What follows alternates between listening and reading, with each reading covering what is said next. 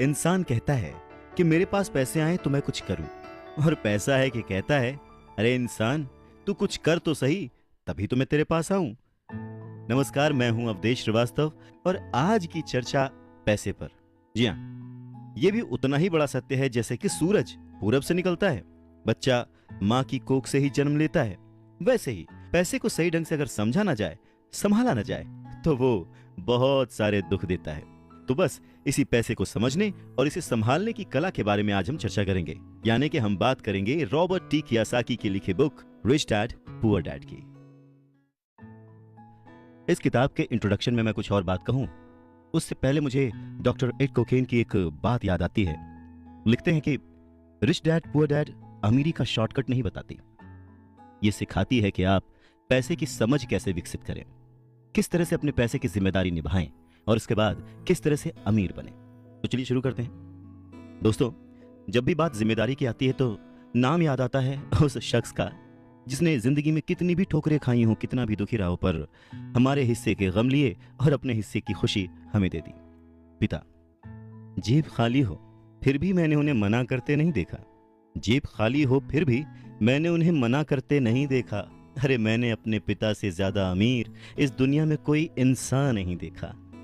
Robert T Kiyosaki ने उसी पिता को ध्यान में रखते हुए, उन्हें main character of the story बनाते हुए हमें लाइफ के, आज की जिंदगी के, आज की लाइफ के सबसे इंपॉर्टेंट लेसन को पढ़ाने की कोशिश की है, विच इज पैसा। जी हाँ, हम बचपन से लेकर जवानी तक सिर्फ मार्क्स के पीछे भागते रहते हैं। हमारा जो एजुकेशन का पैटर्न है, पढ़ाई का तरीका है, हम बचपन से सिर्फ यही सुनते आए हैं कि पढ़ो पढ़ो पढ़ो और पढ़ो, और एक लेवल तक पहुंचने के बाद, एक एज तक पहुंचने के बाद डिसाइड करो कि अब क्या करना है। रॉबर्ट टी कियोसाकी इसी बात को बहुत ही खूबसूरती से एड्रेस करते हैं कि हमें पैसे को एक सब्जेक्ट की तरह बचपन से ही क्लासेस में पढ़ाना चाहिए। अगर आज पढ़ाई का मतलब, जिंदगी में सफल होने का मतलब ज्यादा पैसे कमाने से है, तो क्यों ना उस पैसे को सही ढंग से मैनेज करने का गुण हमें बचपन से मिले। स्कूल्स 6 घंटे के 8 घंटे के होते हैं, पर बाकी जो वक्त है वो घर पे बीतता है। तो कहीं ना कहीं स्कूल हो या घर हो, बच्चे को बचपन से ही पैसे की अहमियत, उसकी इंपॉर्टेंस, उसकी मैनेजमेंट के बारे में अगर पढ़ाया जाए तो इसमें कोई भी गलत बात नहीं है। मुझे लगता है कि ये बात कहीं ना कहीं मिसिंग थी। शायद कई सालों से ये जद्दोजहद है कि इसे शुरू किया जाए, इसे समझाया जाए। बहुत सारी फिल्में बनी हैं इस पर, लेकिन आज भी हम मार्क्स मार्क्स और मार्क्स के पीछे ही भागते हैं।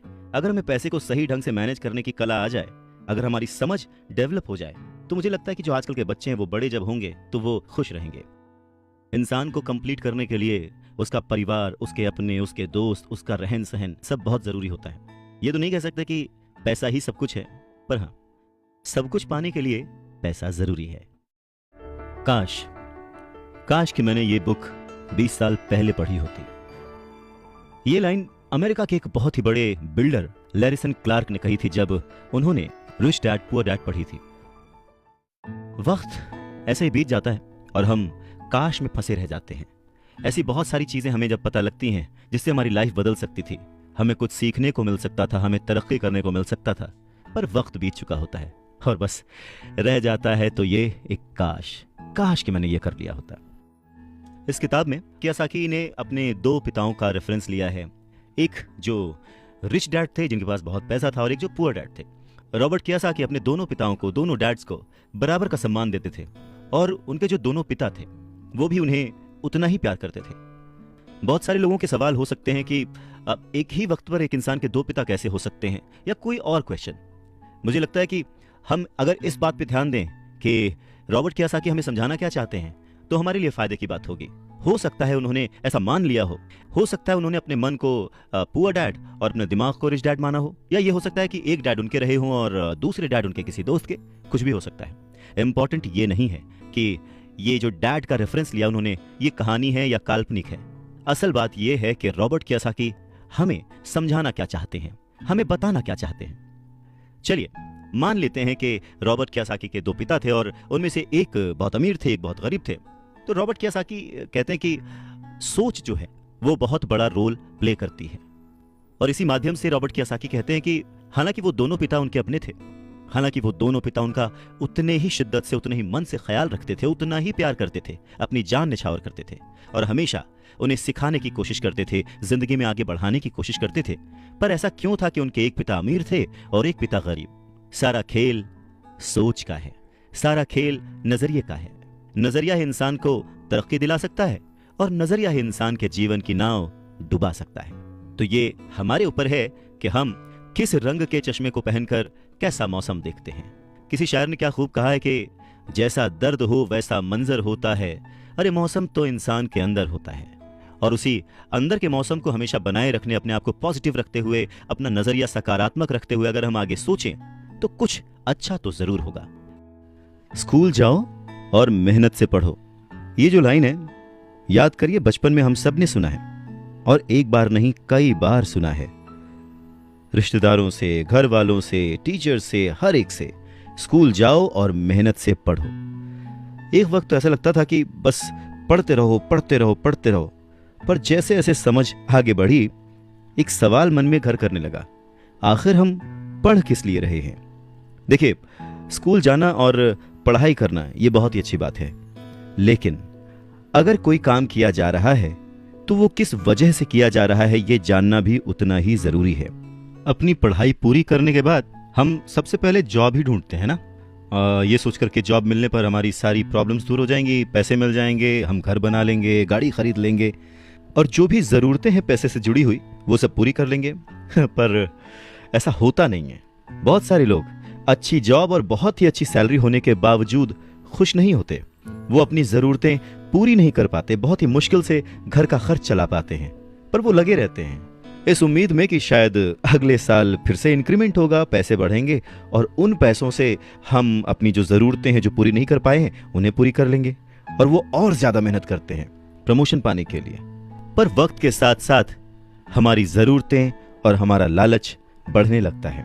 पहले तो पैसे के बिना रहने के डर से हम बहुत मेहनत करने लग जाते हैं, और उसके बाद जब हमें सैलरी मिलने लगती है तो हमें लालच और ज़्यादा पाने की इच्छा जाग जाती है, और चूहे बिल्ली के इसी खेल में हमारी जिंदगी का भी एक पैटर्न बन जाता है। ज्यादा मेहनत करो, ज्यादा पैसे कमाओ, ज्यादा पैसे कमाओ, घर का खर्च चलाओ, पैसे खत्म, फिर ज्यादा मेहनत करो, और ये जो विशेष सर्कल है ये चलता रहता है, और इसी सर्कल में हम गोल गोल गोल गोल घूमते रहते हैं। अगर हमारे पास ज्यादा पैसे आ भी जाएं तो भी हमें इस विशेष सर्कल में घूमने की आदत पड़ जाती है। हमें डर और लालच पर काबू पाना सीखना बहुत जरूरी है, क्योंकि अगर हम अमीर बन भी गए तो इन आदतों की वजह से हम हमेशा डर के साए में रहेंगे और अपनी जिंदगी को एंजॉय नहीं कर पाएंगे। पहले के जमाने में शिक्षा एक जरिया थी लोगों की पर्सनैलिटी डेवलप करने का और आसपास के हर विषय में उन्हें जानकारी देने का। पर वक्त के साथ साथ पढ़ाई का लक्ष्य, उसका गोल बदल गया। पढ़ाई का मकसद रह गया बड़े होकर अपनी जीविका चलाना, ब्रेड एंड बटर कमाना, और इसमें कुछ गलत भी नहीं है। वक्त के साथ चीजें बदलना बहुत जरूरी है, क्योंकि जो चीज वक्त के साथ नहीं बदलती वो या तो हमारी खुशियां छीनती है या फिर समाज को बहुत ही पीछे ले जाती है। रॉबर्ट टी कियोसाकी ने इस बहुत ही अहम मुद्दे को यहां पर उठाया है अपने book rich dad poor dad में।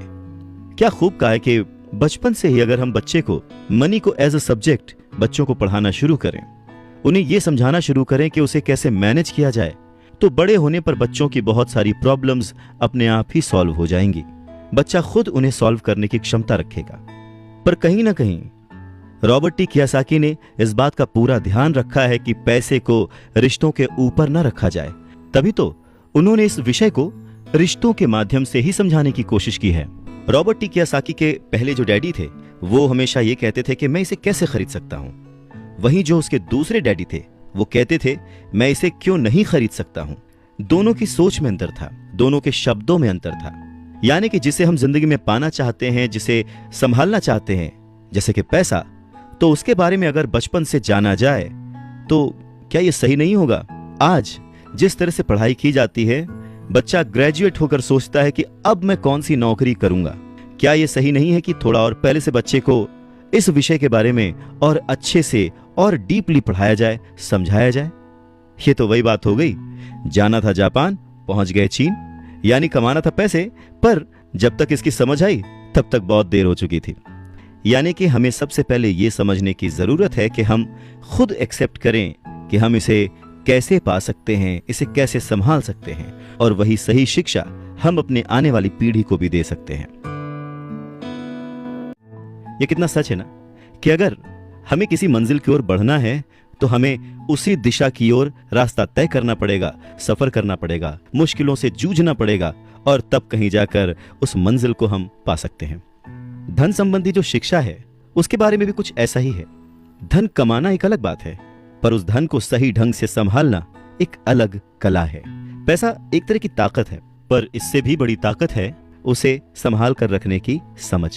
पैसा तो आता और जाता रहता है, पर अगर आप ये जानते हैं कि पैसा किस तरह से काम करता है तो आप ज्यादा ताकतवर हो जाते हैं और आप दौलत कमाना शुरू भी कर देते हैं। देखिए, केवल सकारात्मक सोच से ही समस्या हल नहीं होती है। हाँ, ये जरूर है कि सकारात्मक सोच आपको उस दिशा की ओर बढ़ने की हिम्मत देती है। देखिए ना, ज्यादातर लोग स्कूल में पढ़ते हैं और वहां पर वो कभी ये नहीं सीख पाते कि पैसा काम किस तरह से करता है, इसलिए वो पैसे के लिए काम करने में अपनी पूरी जिंदगी बर्बाद कर देते हैं।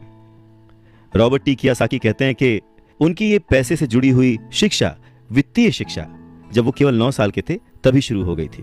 पर सबसे जरूरी बात यह थी कि उन्होंने जो पहला कदम उठाया था, ये निर्णय लिया था कि उन्हें किसकी बात सुननी है, अपने पुअर डैड की, जो कि बहुत ही पढ़े लिखे हैं पर पैसे को अहमियत नहीं देते, या फिर रिच डैड की बात, जो कि उन्हें उतना ही प्यार करते थे जितना कि उनके पुअर डैड। पर उन्होंने पैसे को कभी छोटा नहीं समझा, और क्योंकि रॉबर्ट टी कियोसाकी सिर्फ 9 साल के थे तो उनके रिच डैड ने बहुत ही आसान शब्दों में उन्हें वो लेसन्स पढ़ाए, पैसों के बारे में वो लेसन्स सिखाए। जी हाँ, हम किससे सीख रहे हैं, किसकी बात मान रहे हैं और किसे अपना मार्गदर्शक चुन रहे हैं, ये बहुत जरूरी है। क्योंकि जो हमें गाइड कर रहा है, अगर उसका नजरिया ही अलग है तो वो आपको सही मंजिल की ओर नहीं पहुंचा पाएगा। रॉबर्ट टी कियोसाकी के दोनों ही डैड्स, रिच डैड और पुअर डैड, उन्हें उतना ही प्यार करते थे, पर सिर्फ नजरिए की वजह से रॉबर्ट टी कियोसाकी ने अपने रिच डैड की बात सुनना प्रेफर किया। रॉबर्ट टी कियोसाकी कहते हैं कि जब तक उनके रिच डैड रहे, उन्होंने पूरे लाइफ में सिर्फ 6 ही लेसन उन्हें सिखाए, और ये 6 लेसन उन्होंने अपनी book rich dad poor dad में लिखी है, जो कि एक बच्चा भी समझ सकता है। सबक नंबर 1, अमीर लोग पैसे के लिए काम नहीं करते। सबक नंबर 2, पैसे की समझ क्यों सिखाई जानी चाहिए। सबक नंबर 3, अपने काम पर ध्यान दो और अपने काम से काम रखो। सबक नंबर 4, टैक्स क्या है उसे समझो और कॉरपोरेशंस की ताकत। सबक नंबर 5, अमीर लोग पैसे को जन्म देते हैं। सबक नंबर 6, पैसे कमाने के लिए काम ना करें, सीखने के लिए काम करें। अमीर लोग पैसे के लिए काम नहीं करते। रॉबर्ट टी कियोसाकी एक कहानी का जिक्र करते हैं। कहते हैं कि जब वो छोटे थे तो उन्होंने अपने डैडी से पूछा कि डैडी, क्या आप बता सकते हैं कि अमीर कैसे बना जाए। ये सुनकर उनके पुअर डैडी, जो कि एक स्कूल में पढ़ाते थे, उन्होंने कहा कि बेटे, तुम अमीर क्यों बनना चाहते हो। इस पर कियोसाकी कहते हैं कि कुछ बच्चों ने और उनके पेरेंट्स ने उन्हें गरीब कहा। यह सुनकर उनके पुअर डैड सोच में पड़ जाते हैं और फिर उसके बाद उनसे कहते हैं, देखो, अगर तुम अमीर बनना चाहते हो तो तुम्हें पैसे बनाना सीखना चाहिए। इस पर कियोसाकी ने अपने डैड से पूछा, मैं पैसे बनाना किस तरह से सीख सकता हूं। तो डैड ने जवाब दिया, अपने दिमाग से। और उसके बाद वो अपना चश्मा पहनकर अपना अखबार पढ़ने लग गए, जिसका मतलब ये था कि अब इससे ज्यादा मुझसे और कोई सवाल मत पूछना, क्योंकि मुझे इसके बारे में कुछ नहीं पता। इस बात को कियोसाकी पूरी रात सोचते रहे और अगली सुबह अपने सबसे अच्छे और करीबी दोस्त माइक को अपनी ये बात बताई। उन्होंने माइक से पूछा कि क्या वो ये पैसे बनाने वाले काम में उनके बिजनेस पार्टनर बनेंगे। माइक ने उनसे पूछा, ठीक है, मैं तुम्हारे साथ हूं, पर तुम पैसा कैसे कमाओगे और हमें क्या करना चाहिए। इस पर कियोसाकी ने ठीक वही जवाब जो उनके पिता ने उन्हें दिया था, उनके डैड ने उन्हें दिया था, बता दिया कि भाई, मुझे नहीं पता, लेकिन फिर भी क्या तुम इस काम में मेरे पार्टनर बनना चाहते हो। और फिर दोनों दोस्तों ने एक दूसरे का साथ दिया, बिजनेस पार्टनरशिप पक्की हो गई। कुछ दिन बीते, दिमाग दौड़ाया गया और आखिरकार उनका स्कूल जाना सफल रहा। स्कूल की क्लास में उन्होंने कुछ ऐसा पढ़ा था जिसे सोचकर कियोसाकी को लगा कि बस पैसा बनाने का फॉर्मूला तो मिल गया। और बस उसी आइडिया को फॉलो करते करते कियोसाकी और माइक ने ढेर सारा कच्चा माल इकट्ठा कर लिया, बहुत मेहनत की और अपने डैड की गैराज में उन्होंने कुछ सिक्के बनाए। और जब उनके डैड ने उन्हें देखा तो उन्होंने पूछा कि तुम क्या कर रहे हो। तब कियोसाकी का जवाब था, जैसा आपने कहा था, पैसे बना रहा हूं। तब उनके जो पुअर डैड थे, उन्होंने कियोसाकी को कहा कि आओ, मुझे तुमसे बात करनी है। कियोसाकी और माइक वहां सीढ़ियों पर बैठ गए। साथ में कियोसाकी के डैड और माइक के डैड, जो कि रिच थे, वो भी बैठ गए। यहाँ पे मैं आपको बताना चाहता हूँ कि इस पूरी कहानी में जो कियासाकी ने अपने रिच डैड को रेफर किया है वो दरअसल माइक के पिता थे। और फिर बच्चों की इस हरकत को देखकर कियासाकी के पुअर डैड ने अपनी बात को और डिटेल में समझाया और अपनी बात को करेक्ट किया। पहली बार उन्होंने बच्चों को बताया कि गैर कानूनी क्या होता है। बच्चों को लगा कि जो उन्होंने किया वो सही था, पर जब उन्होंने जाना कि ये अलाउड नहीं है, सिक्के छापना अलाउड नहीं है, उसके पीछे कई तरीके होते हैं, कानूनी गैर कानूनी, ये सब बातें जब बच्चों ने समझी तो उनका मुंह उतर गया। फिर उन्होंने पूछा, तो फिर हम अमीर कैसे बन सकते हैं? तब कियासाकी के डैड ने उनसे कहा कि अगर तुम्हें सच में अमीर बनना है, रिच बनना है, तो तुम मुझसे नहीं माइक के डैड से पूछो। कियासाकी ने अपने डैड से कहा, पर आप क्यों नहीं बता सकते, हम गरीब क्यों हैं? कियासाकी के पुअर डैड ने कहा, क्योंकि मैं एक टीचर हूं और मैंने पैसे कमाने की राह नहीं चुनी है। पैसे कमाने के लिए तुम्हें माइक के डैड से ही पूछना पड़ेगा। क्या खूबसूरत बात समझाई है कियासाकी ने कि अगर हमें कोई पर्टिकुलर गोल अचीव करना है, कोई लक्ष्य प्राप्त करना है, तो हमें रास्ता भी सही चुनना होगा, मार्गदर्शक भी सही चुनना होगा। कहते हैं कि सफल होने के लिए मेहनत करना बहुत जरूरी है। मेहनत तो एक मजदूर भी करता है, पर सफलता पाने के लिए, सक्सेस पाने के लिए सही दिशा में सही स्ट्रैटेजी के साथ मेहनत करने से ही सक्सेस हासिल होती है। रॉबर्ट टी कियासाकी के पुअर डैड ने उन्हें कहा कि उन्हें उनके फ्रेंड माइक के डैड से पूछना चाहिए कि पैसे कैसे कमाए जाते हैं, सक्सेसफुल कैसे हुआ जाता है। तो रॉबर्ट टी कियासाकी ने और उनके फ्रेंड माइक ने यह डिसाइड किया कि वो अपने रिच डैड से यह बात जरूर पूछेंगे कि अमीर कैसे बना जाए, पैसे कैसे बनाए जाए। रॉबर्ट टी कियासाकी ने अपने रिच डैड से पूछा कि क्या वो उन्हें पैसा बनाना सिखाएंगे। इस पर उनके रिच डैड ने एक शर्त रखी, और शर्त यह थी कि वो बच्चे उनके साथ काम करते हुए सीखेंगे, न कि क्लास में बैठकर लेक्चर सुनते हुए। उन्होंने कहा कि मेरे पास इतना वक्त नहीं है कि मैं तुम्हें क्लास में बैठकर पढ़ाऊं और जिसका तुम कोई प्रैक्टिकल इस्तेमाल ना कर सको। इस बात को सुनकर रॉबर्ट टी कियासाकी और माइक थोड़ा सा कंफ्यूज हो गए। वो समझ नहीं पा रहे थे कि उन्हें हाँ कहना चाहिए या नहीं। उन बच्चों की कंफ्यूजन देखकर उनके डैड ने उनसे कहा, अगर जिंदगी में सक्सेस पाना चाहते हो, सफल होना चाहते हो, तो कम समय लेकर डिसाइड करना सीखो, जल्द से जल्द डिसीजन लेना सीखो। उन्होंने जल्दबाजी करने को नहीं कहा, पर हाँ, जितना कम समय हो सके उतने कम समय में सही निर्णय लेने की कला जिसको आती है वो जिंदगी में हमेशा आगे जाता है। यही उनकी सीख थी। और फिर बच्चों ने डिसाइड किया कि वो खेल छोड़कर सीखने का विकल्प चुनेंगे, काम करने का विकल्प चुनेंगे, ताकि उन्हें यह समझ में आ सके कि पैसे कैसे कमाए जा सकते हैं। बस फिर क्या था, बच्चे अगले ही दिन अपने रिच डैड के पास पहुंच गए। उनके रिच डैड ने उन बच्चों को एक शॉप पर सफाई का काम दिया। अब क्योंकि उस वक्त एसी और इस तरह की चीजें ज्यादा चलन में नहीं थी, तो दरवाजे मोस्टली खुले ही रहते थे, जिसकी वजह से सामान पर धूल जमी रहती थी और इस काम के उन्हें 30 सेंट मिलते थे। इस तरह से उन्हें एकदम भी पैसे नहीं बचते थे, वो परेशान रहते थे। और एक दिन उन्होंने माइक से कहा कि मैं अब काम नहीं करूंगा, या तो वो मेरी तनख्वाह बढ़ाएं या फिर मैं काम छोड़ रहा हूं। उसके बाद 9 साल के रॉबर्ट टी कियासाकी और उनका दोस्त माइक उनके रिच डैड से मिलने पहुंचे। रिच डैड के सामने बैठते ही माइक बुरी तरह से रो पड़े और उन्होंने कहा, डैड, आपने कहा था कि अगर मैं आपके लिए काम करूंगा तो आप मुझे पैसा कमाना सिखाएंगे। अपनी तरफ से मैंने पूरी तरह से, पूरी ईमानदारी से काम किया है, कड़ी मेहनत की है। इस काम के लिए मैंने अपनी खेल तक की कुर्बानी दे दी और अब आप अपने वादे से मुकर रहे हैं। आपने मुझे कुछ भी नहीं सिखाया। लोग आपको लालची कहते हैं, जो सिर्फ पैसे कमाना चाहता है पर अपने साथ काम करने वालों का बिल्कुल भी ध्यान नहीं रखता। मैं एक छोटा सा बच्चा हूं और आपको मेरे साथ ऐसा बर्ताव नहीं करना चाहिए था। रॉबर्ट टी कियासाकी के डैड ने कहा, पर मैं तो तुम्हें काम सिखा रहा हूं।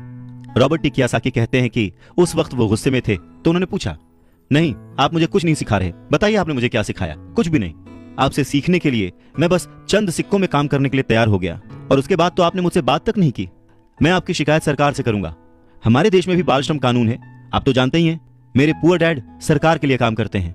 इस बात को सुनकर उनके रिच डैड ने कहा, शाबाश, अब तुम उन लोगों की तरह बोल रहे हो जो कभी मेरे लिए काम करते थे। या तो मैंने उन्हें नौकरी से निकाल दिया या फिर उन्होंने खुद ही नौकरी छोड़ दी। रही बात तुम्हें कुछ सिखाने की, कौन कहता है कि मैंने तुम्हें कुछ नहीं सिखाया?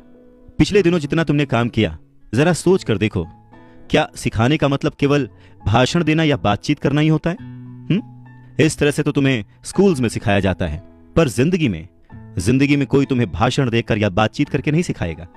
तुम्हें उस दौर से गुजरना पड़ेगा, कठिनाइयों से जूझना पड़ेगा, अपना रास्ता खुद ढूंढना पड़ेगा और फिर जिंदगी तुम्हें सबक सिखाएगी, तुम्हें और बेहतर इंसान बनाएगी। सच ही तो है, जिंदगी के तमाम मोड़ आते हैं, ऐसे मकाम आते हैं जिन पर हमें धक्का लगता है, ठोकरें लगती हैं, हम उस वक्त परेशान होते हैं कि हमारे साथ ऐसा क्यों हो रहा है, पर अगर ध्यान से देखा जाए तो जिंदगी उस झटके के जरिए हमें कह रही होती है कि जाग जाओ, मैं तुम्हें कुछ सिखाना चाहती हूँ। पर 9 साल के रॉबर्ट टी कियोसाकी को ये बड़ी बड़ी बातें समझ नहीं आई।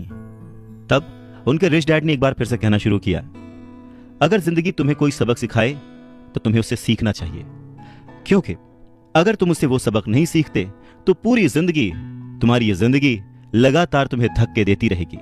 अपनी जॉब में रहते हुए तुम अगर उसकी मुसीबतों से सबक लोगे, सीखोगे, तो तुम एक समझदार, अमीर और सुखी इंसान बन सकते हो। पर अगर तुम ये नहीं सीखते तो जिंदगी भर अपनी प्रॉब्लम्स के लिए अपनी नौकरी, कम सैलरी या फिर अपने बॉस को कोसते रहोगे और हमेशा उम्मीद करते रहोगे कि कोई और आए, तुम्हारी सैलरी बढ़ाए और तुम्हें सुख दे, जो कि पॉसिबल नहीं है। तो उनके रिच डैड ने उन्हें 10 सेंट हर घंटे की जॉब पर रखा। 10 सेंट बहुत ही कम होते हैं।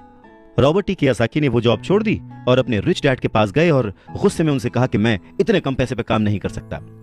ये बात सुनकर उनके रिच डैड ने कहा, मुझे खुशी है कि तुम 10 सेंट पर काम करने के लिए असंतुष्ट हो। अगर तुम गुस्सा होकर मेरे पास नहीं आते तो मैं कभी भी तुम्हें पैसा बनाने की कला नहीं सिखाता।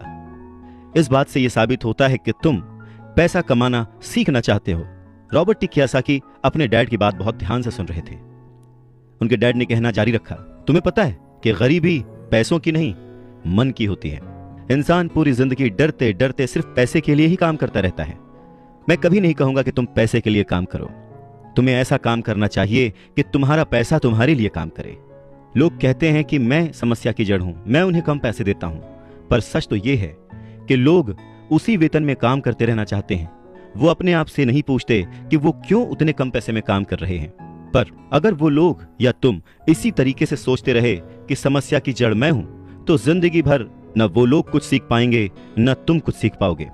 आसान क्या है, मुझे बदलना या फिर खुद को बदलना और अपने आप को इस लायक बनाना कि आप उससे अच्छा काम सीख पाएं। अगर तुम पैसे के लिए काम करना सीखना चाहते हो तो स्कूल में ही रहो। यह सीखने के लिए उससे बढ़िया जगह कोई और है नहीं। परंतु अगर तुम ये सीखना चाहते हो कि पैसा तुम्हारे लिए किस तरह से काम करे, तो मैं तुम्हारा रिच डैड तुम्हें यह सिखा सकता हूं। पर यह तभी संभव होगा, तभी पॉसिबल होगा जब ये तुम खुद सीखना चाहो। तो तुम सीखने के लिए तैयार हो? रॉबर्ट टी कियोसाकी ने हाँ में सर हिलाया और फिर रिच डैड ने कहना शुरू किया, देखो बच्चे, जैसे मैंने कहा, सीखने के लिए बहुत कुछ है। पैसे से अपने लिए काम कैसे करवाया जाए, यह जिंदगी भर चलने वाली पढ़ाई है। मैं पहले से ही जानता हूं कि मेरी धन संबंधी पढ़ाई जीवन भर चलेगी और इसकी वजह यह है कि मैं जितना ज्यादा जान लेता हूं, उससे भी ज्यादा जानने की मेरी इच्छा बढ़ती चली जाती है। बहुत ही कम लोगों को इस बात का एहसास होता है कि असली समस्या पैसे की नहीं है। असली समस्या, असली प्रॉब्लम नॉलेज की है, सोच की है। तो क्या तुम्हारे अंदर सीखने की उतनी ही इच्छा है जितना पहले थी?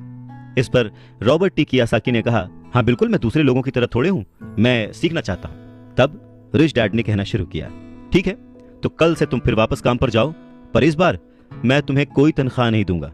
तुम्हारी तनख्वाह बंद। तुम हर शनिवार 3 घंटे उसी तरह काम करोगे, लेकिन इस बार तुम्हें 10 सेंट प्रति घंटे के हिसाब से सैलरी नहीं मिलेगी। तुम्हें तो कहा है कि तुम पैसे के लिए काम करना नहीं सीखना चाहते, इसलिए मैं तुम्हें बदले में कुछ भी नहीं दूंगा। अपने रिच डैड की बात सुनकर रॉबर्ट टी कियोसाकी बहुत ही कंफ्यूज हो गए। उन्हें समझ ही नहीं आया कि वो आखिर क्या करें। और अगले 3 हफ्ते तक रॉबर्ट टी कियोसाकी अपने दोस्त माइक के साथ हर शनिवार को मुफ्त में काम करते रहे। काम बहुत परेशानी वाला नहीं था और समय गुजरने के साथ साथ यह आसान भी होता गया। पर उन्हें अफसोस था तो अपने छूटे हुए बेसबॉल गेम्स और कॉमिक्स का, क्योंकि वो अब उसका मजा नहीं ले सकते थे और साथ ही उन्हें कुछ पैसे भी नहीं मिल रहे थे। तीसरे हफ्ते दोपहर में रॉबर्ट टी कियोसाकी के रिच डैड उनकी शॉप पर आए, जहां पर वो बच्चे काम करते थे, और उन्हें कहा कि क्या तुम जिंदगी भर जो मेरे बाकी एम्प्लॉइज हैं उनकी तरह ही काम करना चाहते हो, डरते रहना चाहते हो? मुझे लगता है कि मुझे तुम्हारी सैलरी बढ़ा देनी चाहिए, 25 सेंट्स पर आवर। ये सुनकर वो दोनों मन ही मन खुश हो गए, पर उन्होंने सामने कुछ नहीं कहा, वो चुप रहे।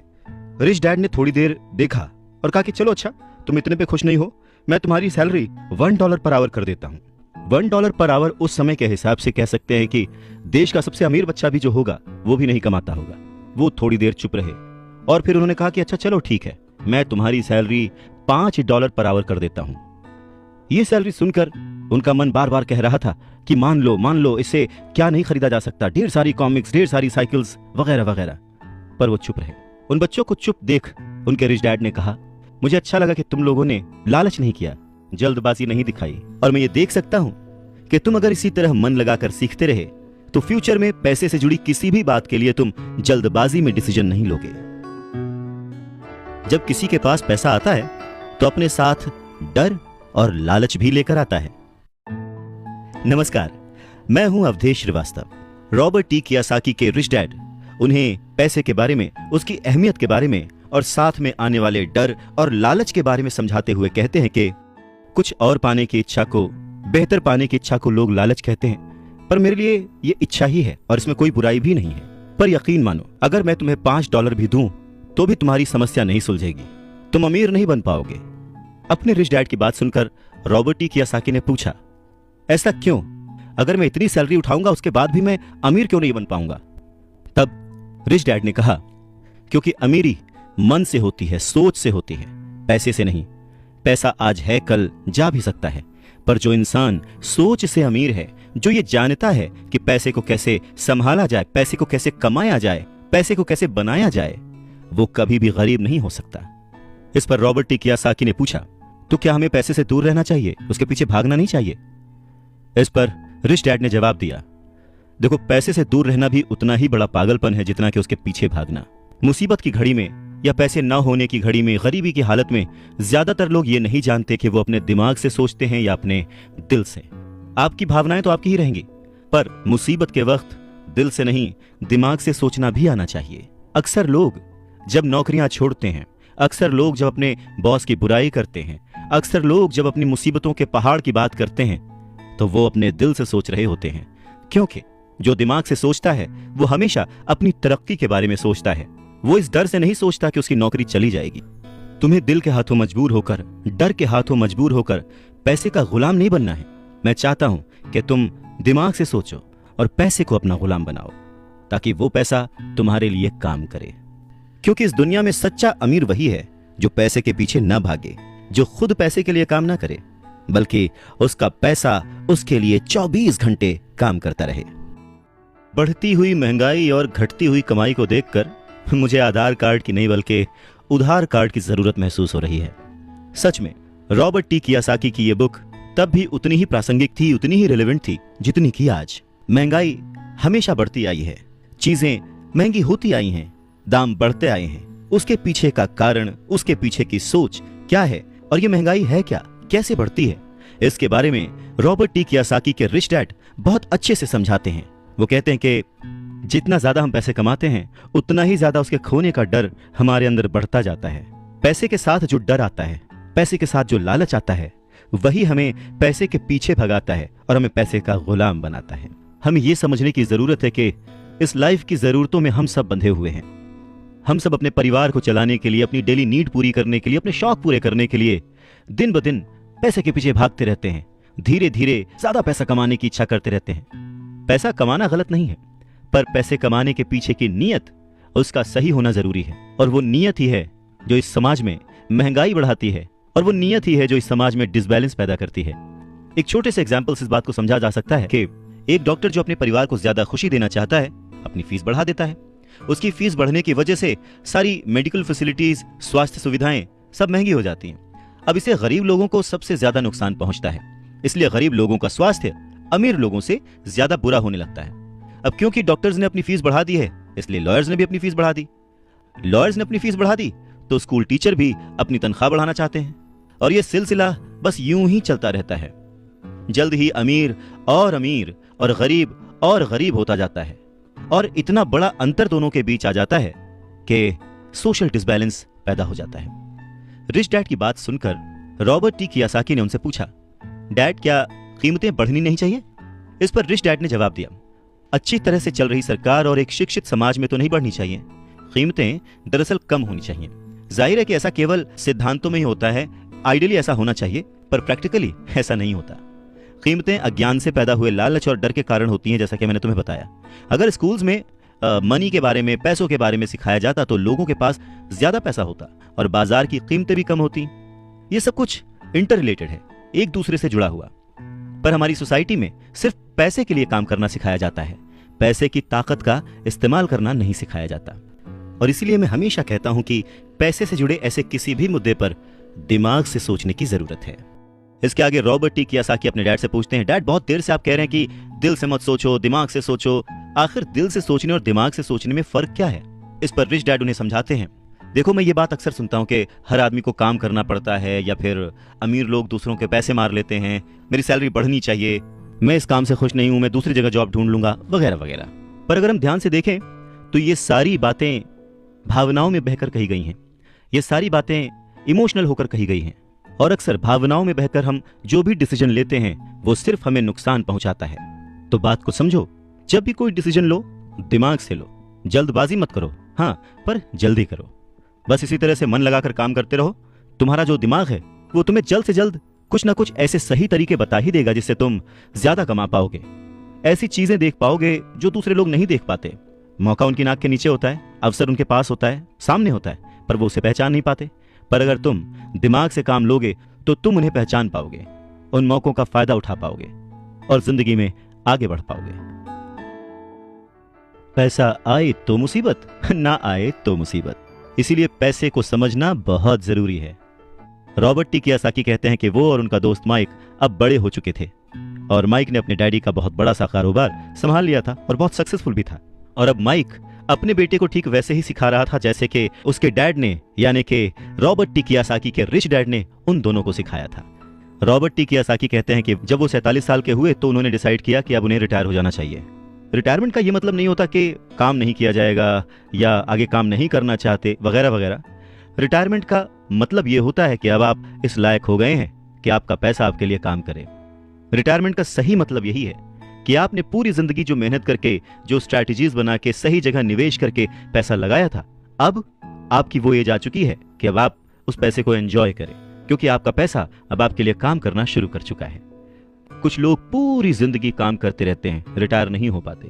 पूरी जिंदगी काम करना गलत नहीं है, पर यह डिफरेंस समझना बहुत जरूरी है कि पैसे की जरूरत की वजह से पूरी जिंदगी काम कर रहे हैं, उसका गुलाम बन के काम कर रहे हैं, या फिर उसका मालिक बन के और अपने काम को एंजॉय करके पूरी जिंदगी काम कर रहे हैं। रिटायरमेंट को दूसरे शब्दों में चिंताओं से आजादी भी कह सकते हैं। इसका मतलब यह है, पैसा अगर सही तरह से खर्च किया जाए, पैसे को अगर सही तरह से मैनेज किया जाए तो वो अपने आप बढ़ता रहता है। ये ठीक एक पेड़ लगाने की तरह है कि आप सालों तक इसे पानी देते हैं, जब आप अपने बिजनेस में होते हैं, अपनी जॉब में होते हैं, और कभी भी इसमें कोताही नहीं करते। जब भी उस पेड़ को जरूरत होती है आप उसकी सेवा करते हैं, और फिर जब वो पेड़ बड़ा हो जाता है, जमीन की गहराइयों में उसकी जड़ें पहुंच जाती हैं, फिर वो अपने आप आपको छाया और फल देता है, और फिर आपको उसके लिए काम करने की जरूरत नहीं पड़ती। पैसा भी कुछ कुछ उस पेड़ की ही तरह है। अगर इस बात को एक दूसरे एग्जाम्पल से समझें तो हमें जैसा गोल बनाना है उसके लिए हमें प्रिपरेशन भी वैसी ही करनी पड़ेगी। अगर बहुत ऊंची बिल्डिंग बनानी है तो हमें उसकी नींव बहुत गहरी खोदनी पड़ेगी, और अगर हमें सिर्फ छोटा सा घर बनाना है तो उसकी नींव छोटी होगी। पर प्रॉब्लम यही होती है, हम छोटी सी नींव खोद कर बहुत बड़ी सी बिल्डिंग बनाने की कोशिश करते हैं जो कि बाद में ढह जाती है। तो जरूरी क्या है? पैसे को समझना, पैसे को संभालना। पैसे को संभालने के लिए उसे समझा कैसे जाए, इसके लिए सबसे जरूरी बात है लायबिलिटीज और एसेट्स के बीच फर्क को समझा जाए, और एसेट्स को खरीदा जाए और लायबिलिटीज में पैसे न डाले जाएं। अच्छा, ये सुनने में बहुत ही आसान लगता है, लेकिन सच यही है कि ये आपको अमीर बनने में बहुत मदद करेगा। लेकिन अगर ये इतना ही सिंपल है तो फिर हर कोई इस बारे में सोचता क्यों नहीं? लोगों को लगता है कि उन्हें लायबिलिटीज और एसेट्स के बीच फर्क पता है, पर लायबिलिटीज और एसेट्स के बीच का जो बारीक सा फर्क है वही लोगों को नहीं पता है। तो चलिए इसके बारे में और डिटेल में बात करते हैं।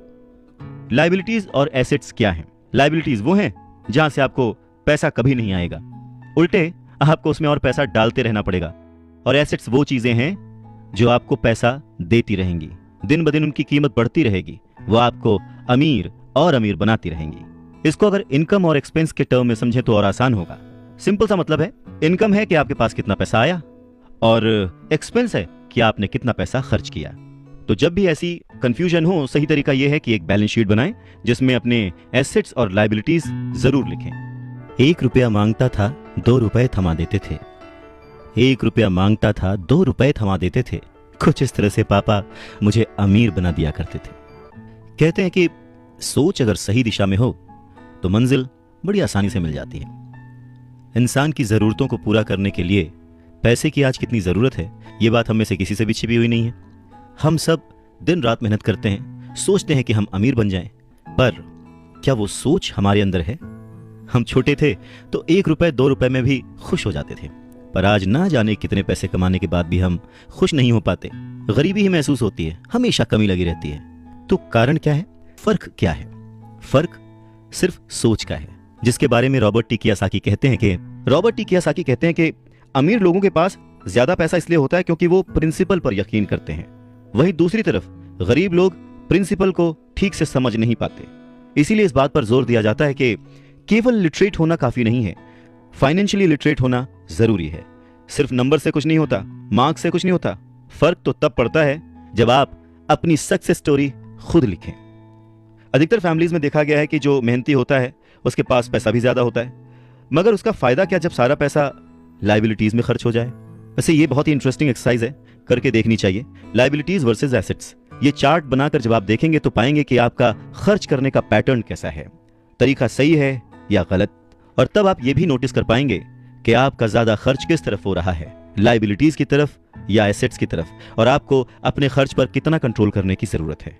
तो इस पूरी बात को अगर आसान शब्दों में समझा जाए तो वो ये कि अपना पैसा कैसे खर्चें, बस यही मुद्दे की बात है और कुछ नहीं।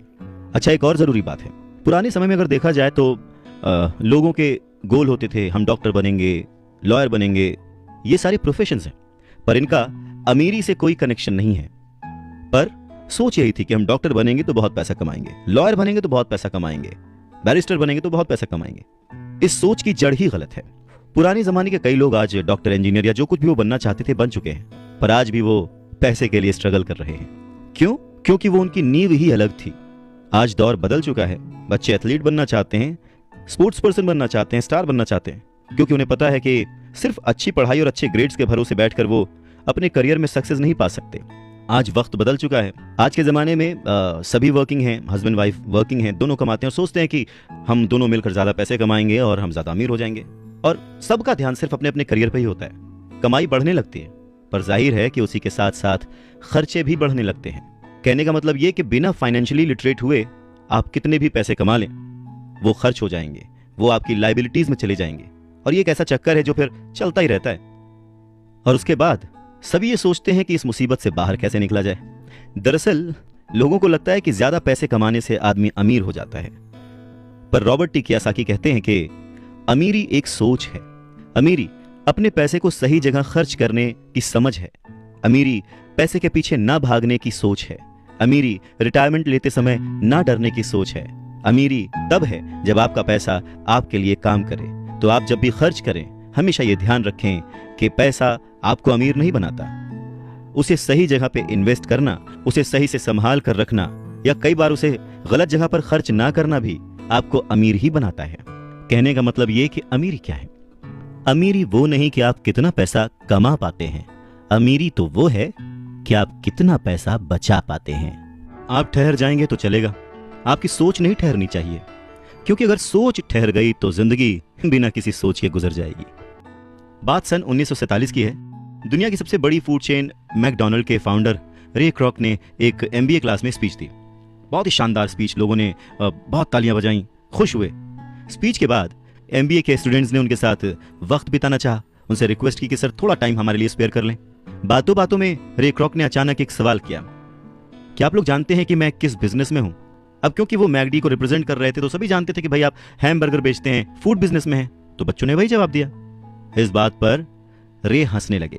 उनका असली बिजनेस तो रियल एस्टेट का है, क्योंकि मैगडी के लिए हर लोकेशन का चुनाव बहुत ही सोच समझकर और रेकी करके किया जाता है। जहां उनकी फ्रेंचाइजी बनाई जाती है वो जमीन भी साथ ही बेची जाती थी। तो इसका सीधा मतलब यह था कि फ्रेंचाइजी खरीदने वाले उस वक्त वो जमीन भी खरीदते थे। तो इस तरह से ये एक रियल एस्टेट बिजनेस भी हो गया। और ठीक यही सबक रॉबर्ट टी कियोसाकी के रिच डैड ने उन्हें सिखाया कि अक्सर लोग खुद के लिए छोड़कर बाकी सब के लिए काम करते हैं। वो टैक्स पे करके गवर्नमेंट के लिए काम करते हैं, उस कंपनी के लिए काम करते हैं जहां वो नौकरी करते हैं, बैंक का मॉर्गेज देकर उसके लिए काम करते हैं। और ये सब इसलिए क्योंकि हमारा एजुकेशन सिस्टम ही ऐसा है। स्कूल हमें एम्प्लॉय बनना सिखाता है, एम्प्लॉयर नहीं। जो आप पढ़ते हैं बस वही आप बनते हैं, इसलिए हमेशा सही पढ़ें। अगर आपने साइंस पढ़ी तो डॉक्टर बनेंगे, मैथमेटिक्स पढ़ी तो इंजीनियर बनेंगे, मतलब आपने जो पढ़ा वही आप बने। अब मुसीबत यह है कि इससे छात्रों का कोई भला नहीं हो पाता, क्योंकि वो नौकरी और बिजनेस के बीच के फर्क में उलझ कर रह जाते हैं। जब कोई पूछता है कि आपका बिजनेस क्या है तो आपको ये नहीं बोलना चाहिए कि मैं तो एक डॉक्टर हूं, या एक बैंकर हूं, क्योंकि वो आपका प्रोफेशन है, बिजनेस नहीं। वो प्रोफेशन है जिससे आप लोगों की सेवा करते हैं, वो प्रोफेशन है जिससे आप अपना घर चलाते हैं। अमीर बनने के लिए प्रोफेशन नहीं, बिजनेस की जरूरत है। कहने का मतलब है कि आप जो कुछ भी करते हैं उसे अपना बिजनेस बनाइए, नौकरी नहीं। अपनी सारी उम्र दूसरों के लिए काम करके उन्हें अमीर करने में बर्बाद ना करें, बल्कि खुद की जिंदगी को खुशहाल करने के लिए खुद काम करें। बहुत से लोगों को इस बात का एहसास बहुत देर में होता है कि जो उनका हाउस लोन है उनकी जान ले रहा है, और फिर उन्हें लगता है कि जिसे वो एसेट मानते थे वो दरअसल उनकी लायबिलिटी बन गया। जैसे उन्होंने कार ली तो उससे जुड़े तमाम खर्चे उनकी लायबिलिटीज बन गए। उन्हें पूरा करने के लिए नौकरी जरूरी है, और अगर कभी वो सेफ जॉब उनके हाथों से निकल गई तो फिर उनकी मुसीबतें शुरू। इसीलिए हमें अपने सेविंग्स पर, अपनी बचत पर, अपने एसेट्स पर इतना ज्यादा ध्यान देना चाहिए। हम कितना कमा रहे हैं उससे ज्यादा हम कितना सेव कर रहे हैं उस पर ध्यान देना चाहिए।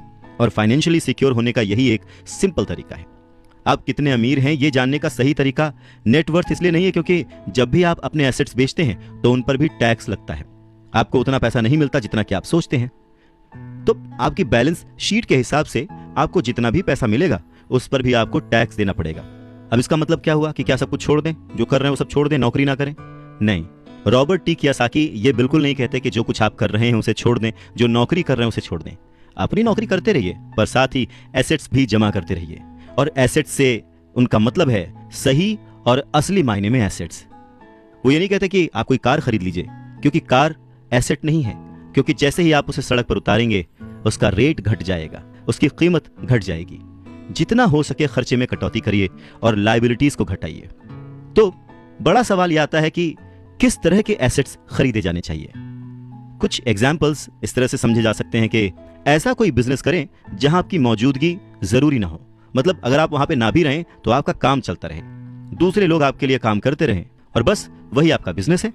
दूसरा, आप कह सकते हैं कि रियल एस्टेट में पैसे लगा सकते हैं, आप लैंड खरीद सकते हैं, स्टॉक और बॉन्ड खरीद सकते हैं। आजकल बहुत सारी पॉलिसीज आ गई हैं, उन्हें समझें और फिर उसमें इन्वेस्ट करें। जब एसेट्स खरीदें तो अपनी पसंद की चीजों पर पैसा लगाएं, क्योंकि आपका मन होगा तभी आप उसमें ध्यान दे पाएंगे। अगर उसमें आपकी रुचि नहीं होगी ना तो आप उसे बेहतर समझ नहीं पाएंगे। रॉबर्ट टी कियोसाकी को रियल एस्टेट और स्टॉक्स में रुचि थी, खासकर छोटी कंपनियों में इन्वेस्ट करने की। तो उन्होंने अपने रिच डैड की सलाह पर अपनी नौकरी कभी नहीं छोड़ी। वो जॉब करते रहे, साथ ही अपने एसेट कॉलम को बड़ा और मजबूत बनाते रहे। उन्होंने अपना कमाया हुआ एक एक पैसा बेकार खर्च नहीं किया, उसे सेव किया। वो हमेशा ये मानकर चलते रहे कि इस पैसे की उन्हें जरूरत नहीं है, वो उसके मालिक हैं, गुलाम नहीं है। अगर आपको लगता है कि आप लग्जूरियस लाइफ जीना चाहते हैं, लग्जरी खरीदना चाहते हैं, शौक से खरीदिए, कोई बड़ी बात नहीं है। पर जैसे ही आपको ये विचार आए, ये भी जरूर सोचिए कि अमीर और गरीब में बस यही फर्क है। जहां पर मिडिल क्लास आदमी या गरीब आदमी पैसा आते ही पहले लग्जरी में खर्च करता है, वहीं अमीर आदमी उसे सबसे बाद में खरीदता है। तो यही सीक्रेट है अमीरों के और अमीर होने का और गरीबों की बढ़ती गरीबी का। संपत्ति वो है जो हमें पैसे कमा के देती है, और जिम्मेदारी, दायित्व वो है जो हमसे पैसे खर्च करवाता है। रॉबर्ट टी कियोसाकी कहते हैं कि उनके रिच डैड हमेशा चीजों को सिंपल तरीके से समझने और समझाने में विश्वास रखते थे। उन्होंने बच्चों से कहा कि अकाउंटिंग में अंक यानी नंबर इंपॉर्टेंट नहीं है, इंपॉर्टेंट तो वो बात है जो वो नंबर्स, वो अंक बता रहे हैं। ये ठीक लेटर्स की तरह है या शब्दों की तरह है। जैसे शब्द या वर्ड्स इंपॉर्टेंट नहीं होते, इंपॉर्टेंट वो बात होती है जो वो शब्द कह रहे हैं, जो वो शब्द बताना चाहते हैं। कई लोग पढ़ते हैं परंतु बहुत ज्यादा समझ नहीं पाते। अब ये रीडिंग की एक प्रॉब्लम हो सकती है। जैसे एक छोटा सा एग्जांपल लें कि अगर आपके घर में कभी मोबाइल आया हो या वीसीआर आया हो और उसके साथ एक इंस्ट्रक्शन बुक भी आती है, कभी आपने उस इंस्ट्रक्शन बुक को पढ़ा है? मैं ये गारंटी दे सकता हूं कि बहुत सारे लोगों को उसे पढ़ने के बाद भी कुछ समझ नहीं आएगा और ऐसा लगेगा कि वो दुनिया का सबसे मुश्किल काम है। ठीक वैसे ही अंकों के साथ है। अगर आप अमीर बनना चाहते हैं तो आपको अंकों को पढ़ना और उन्हें समझना आना चाहिए। रॉबर्ट टी कियोसाकी कहते हैं कि अपने रिच डैड से ये बात उन्होंने हजारों बार सुनी थी, और ये भी सुना कि अमीर लोग संपत्ति इकट्ठा करते हैं, जबकि गरीब और मध्य वर्गीय यानी मिडिल क्लास लोग दायित्व इकट्ठा करते हैं। तो सवाल यह आता है कि जब कोई नौकरी कर रहा है, अच्छी सैलरी उठा रहा है, फिर भी उसके पास पैसे की तंगी क्यों होती है? रॉबर्ट टी कियोसाकी के रिच डैड कहते हैं कि पैसे की तंगी की असली वजह होती है कि लोग संपत्ति और दायित्व के बीच अंतर नहीं कर पाते। तो वास्तव में अगर आपको अमीर बनना है तो आपको सिर्फ इतना ही जानने की जरूरत है, और आप जिंदगी भर संपत्ति खरीदते रहिए। बस इनके बीच के फर्क को न जानने के कारण बहुत सारे लोग जिंदगी भर पैसे की कमी से परेशान रहते हैं। पैसों के लिए आदमी इसलिए परेशान होता रहता है क्योंकि वो ना तो शब्दों को समझ पाता है ना ही अंकों को। जिन लोगों के सामने पैसे की मुश्किलें आ रही हैं, उन्हें यह समझ लेना चाहिए कि शब्दों या अंकों में ऐसा कुछ है जिसे वो पढ़ नहीं पा रहे हैं। कोई चीज ठीक से उनकी समझ में नहीं आ रही है। अमीर लोग इसीलिए अमीर होते जाते हैं क्योंकि इस मामले में वो पैसे की तंगी से परेशान लोगों से ज्यादा समझदार होते हैं। तो अगर आप भी अमीर बनना चाहते हैं और अपनी दौलत को बनाए रखना चाहते हैं तो पैसे की साक्षरता और समझदारी बहुत जरूरी है, शब्दों में भी और अंकों में भी। जिंदगी में सिर्फ पैसे कमाकर या पैसे बचाकर आप अमीर नहीं बन सकते। अमीर बनने के लिए आपको अपने अंदर बहुत कुछ बदलना पड़ेगा। अगर कोई लॉटरी में पैसे जीत जाए और उसे वो अपने साथ रख ले, बचा ले, तो क्या वो आपकी निगाह में अमीर है? नहीं, क्योंकि वो पैसा आज नहीं तो कल उसके साथ नहीं रहेगा। अमीरी एक सोच है, एक जीवन शैली है, एक नजरिया है, और आपको हमेशा अमीर बने रहने के लिए अमीरों की तरह ही सोचना पड़ेगा, खुद को इंप्रूव करना पड़ेगा। और इसी बात को रॉबर्ट टी कियोसाकी के रिच डैड एक कहानी के माध्यम से उन्हें समझाते हैं। वो कहते हैं कि जापानी लोग 3 ताकतों को मानते थे: तलवार की ताकत, रत्नों की ताकत और दर्पण की ताकत। तलवार हथियारों की ताकत का प्रतीक थी। अमेरिका ने हथियारों पर खरबों डॉलर खर्च कर दिए और इसी कारण वो आज विश्व में सबसे ताकतवर देश है। दूसरी ताकत रत्न यानी के पैसे की ताकत का प्रतीक। इस कहावत में कुछ तो सच्चाई होगी। ये स्वर्णिम नियम याद रखो, जिसके पास स्वर्ण है वही नियम बनाता है। तीसरा दर्पण, शीशा, आत्मज्ञान का प्रतीक है। जापानी कहानियों के अनुसार ये आत्मज्ञान बाकी दोनों ताकतों से ऊपर है। गरीब और मध्यम वर्गीय लोग अक्सर ही धन की ताकत से नियंत्रित होते हैं। वो सुबह सुबह उठते हैं और नौकरी करने के लिए भागम भाग मचा देते हैं, बिना खुद से ये पूछे कि क्या ऐसा करना समझदारी है। पैसे की समझ ना होने के कारण ज्यादातर लोग पैसे की डरावनी ताकत को यह इजाजत दे देते हैं कि वो उन्हें काबू में कर ले। पैसा उन्हें कंट्रोल करने लगता है। इस इश्यू को ठीक करने के लिए अगर वो दर्पण की ताकत का इस्तेमाल करते तो वो खुद से यह सवाल जरूर पूछते कि क्या ऐसा करना समझदारी है। बहुत बार हम अपनी अंदरूनी समझदारी पर भरोसा करने के बजाय भीड़ के साथ साथ चलने लगते हैं। कोई काम इसलिए करते हैं क्योंकि बाकी सब भी ऐसा कर रहे हैं। सवाल पूछने के बजाय हम नकल करने लगते हैं। अक्सर नासमझी के कारण वही दोहराने लगते हैं जो हमें सिखाया गया है। और इस तरह के विचार कि आपका घर आपका सबसे बड़ा एसेट है, आपका घर आपका सबसे बड़ा निवेश है, अगर आप ज्यादा कर्ज लेते हैं तो आपको टैक्स में ज्यादा छूट मिलेगी, अच्छी नौकरी, सुरक्षित नौकरी खोजो, गलतियां मत करो, वगैरह वगैरह। तो ऐसी चीजें हम भीड़ की बात सुनकर करने लग जाते हैं, खतरे नहीं उठाते। दूसरी जरूरी बात, ऐसा कहा जाता है कि ज्यादातर लोगों के लिए मौत से भी डरावनी चीज होती है भीड़ के सामने बोलना, उन्हें एड्रेस करना। मनोवैज्ञानिक कहते हैं कि बहुत सारे लोग कॉमन स्टेज पर बोलने से इसलिए डरते हैं क्योंकि उन्हें यह डर होता है कि कहीं उनकी बुराई होगी, लोग उनके ऊपर हंसेंगे, वो अकेले रह जाएंगे, लोग उनसे दूर हो जाएंगे। सबसे अलग होने का डर या अकेले रह जाने का डर ही वो सबसे बड़ा कारण है जिस वजह से बहुत सारे लोग अपनी समस्या, अपनी प्रॉब्लम्स को सॉल्व करने के नए नए तरीके नहीं ढूंढते, बस भीड़ के साथ चलते चले जाते हैं। इसीलिए रॉबर्ट टी कियोसाकी कहते हैं कि उनके रिच डैड की तरह ही उनके पुअर डैड ने भी उन्हें बहुत कुछ सिखाया है। और उनमें से एक जरूरी बात यह थी कि क्यों और किस तरह से जापानी लोग दर्पण की ताकत को, आईने की ताकत को सबसे ज्यादा इंपॉर्टेंस देते थे। क्योंकि जब इंसान आईने में खुद को देखता है तभी उसे सच्चाई का पता चलता है। और ज्यादातर लोग खतरा मत उठाओ इसलिए कहते हैं क्योंकि वो खुद से डरे हुए होते हैं। ये किसी भी चीज के बारे में कहा जा सकता है, जैसे खेल में, रिलेशनशिप्स में, करियर में, पैसों में, वगैरह वगैरह। और सबसे इंपॉर्टेंट बात यह कि आईने में देखकर आप खुद से झूठ बोल सकते हैं क्या? रॉबर्ट टी कियोसाकी इस बात का जिक्र यहां इसलिए करते हैं क्योंकि भीड़ के साथ चलने में और पड़ोसियों की नकल करने में, उनके ऐशो आराम की नकल करने में बहुत सारी दिक्कतें आती हैं। पैसों की समस्या पैदा हो जाती है। वो उनका तरीका है, वो उसे अफोर्ड कर सकते हैं, पर जब हम देखा देखी बिना सोचे समझे नकल करना शुरू कर देते हैं तो हम समस्याओं से घिर जाते हैं। और तब हमें जरूरत होती है आईने की, जो हमें यह बताए हमें क्या करना चाहिए। क्योंकि बेसिक रूल तो वही है, आप पैसे के गुलाम नहीं हैं। ऐसे काम करिए, ऐसे सोचिए, ऐसे बनिए कि पैसा आपका गुलाम हो, वो आपके लिए काम करे।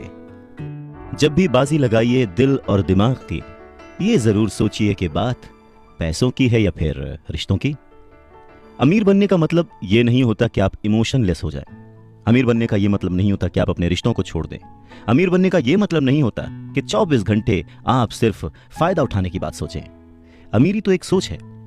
रॉबर्ट टी कियोसाकी बहुत ही खूबसूरत एक अपना इंसिडेंट शेयर करते हैं कि उनके जो पुअर डैड थे, जो कि एक स्कूल में पढ़ाते थे, उन्होंने बहुत मेहनत करके पाई पाई जोड़कर एक घर बनाया था, जिसे वो हमेशा कहते थे कि ये मेरी संपत्ति है। रॉबर्ट टी कियोसाकी जब अपने रिच डैड की संगत में आए, तब उन्होंने जाना कि संपत्ति और दायित्व में डिफरेंस क्या है, एसेट और लायबिलिटी में डिफरेंस क्या है। और तब वो हमेशा अपने डैड को बोलते, डैड, ये जो आपने लिया है ये आपका एसेट नहीं, ये आपकी लायबिलिटी है। और इस बात पे वो दोनों घंटों बहस किया करते थे। और लायबिलिटी और एसेट के कॉन्सेप्ट को समझाने के लिए वो उन्हें वही सारी बातें एक्सप्लेन करते, जैसे कि एसेट वो होता है जो आपको कमा के देता है, जिस पे आपको और खर्च नहीं करना होता, और लायबिलिटी वो है जिसमें 75 तरह के खर्च होते हैं। हर महीने, हर हफ्ते, हर दिन कुछ ना कुछ आपकी जेब से जा ही रहा होता है। आगे रॉबर्ट टी कियोसाकी कहते हैं कि जब भी लोग उनसे बात बात पर बहस करते हैं कि उनका घर संपत्ति क्यों नहीं है, तो वो जानते हैं कि बहुत से लोग ये बात अपने दिमाग से नहीं, अपने दिल से कह रहे हैं, क्योंकि किसी के लिए भी अपना घर बनाना सबसे बड़ा सपना होता है और इसीलिए वो उसमें अपने पैसे लगाते हैं। अपने घर का मालिक होने से ज्यादा अच्छा कुछ भी महसूस नहीं होता है। पर दिल और दिमाग के बीच लायबिलिटी और एसेट्स के कॉन्सेप्ट को समझाने के लिए रॉबर्ट टी कियोसाकी एक और बात कहते हैं। वो इस तरह समझाते हैं कि मान लीजिए वो और उनकी पत्नी एक बड़ा सा घर खरीदते हैं, तो होगा क्या कि उसमें उनके बहुत सारे पैसे खर्च हो जाएंगे, जो कि शायद फिजूल ही हों। हालांकि बहुत सारे लोग इस बात से अग्री नहीं करेंगे, सहमत नहीं होंगे, क्योंकि घर एक भावनात्मक चीज है, इमोशन है, और इमोशन हमेशा दिमाग पर भारी पड़ता है। जब भी लोग दिल से सोचते हैं तो दिमाग की बातें उन्हें गलत लगती हैं। पर फिर रॉबर्ट टी कियोसाकी आगे एक्सप्लेन करते हैं कि वो सही कैसे हैं और एक घर एसेट क्यों नहीं है। वो कहते हैं कि जब घर की बात आती है तो मैं ये बताना चाहता हूं कि ज्यादातर लोग उस घर की कीमत चुकाने के लिए जिंदगी भर काम करते हैं।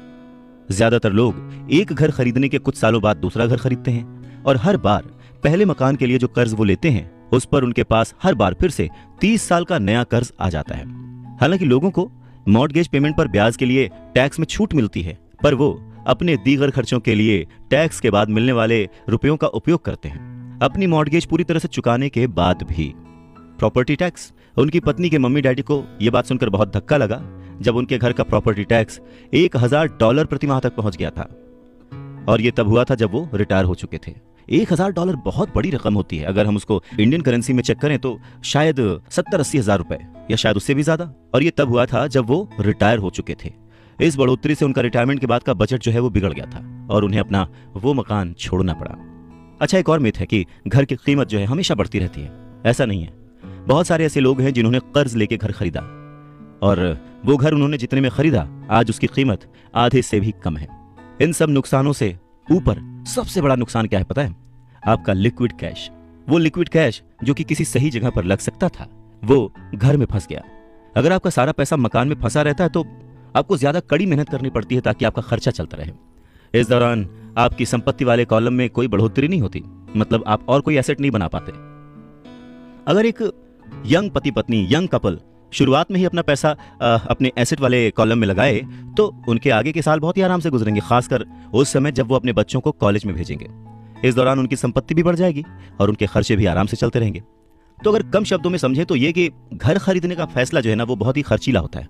इसके बजाय बेहतर यह होगा कि जल्दी ही इन्वेस्टमेंट पोर्टफोलियो बना लिया जाए।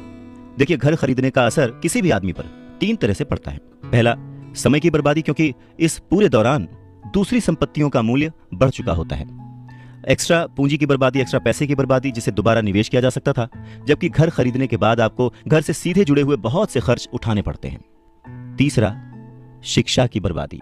अक्सर ऐसा होता है कि लोग ये मानते हैं कि उनके जो एसेट्स वाले कॉलम में, संपत्ति वाले कॉलम में उनका घर, बचत और रिटायरमेंट प्लान आते हैं। अब क्योंकि उनके पास इन्वेस्ट करने के लिए पैसा नहीं है, इसलिए वो बिल्कुल भी इन्वेस्ट नहीं कर पाते। इस कारण उन्हें इन्वेस्टमेंट का अनुभव कभी मिल ही नहीं पाता।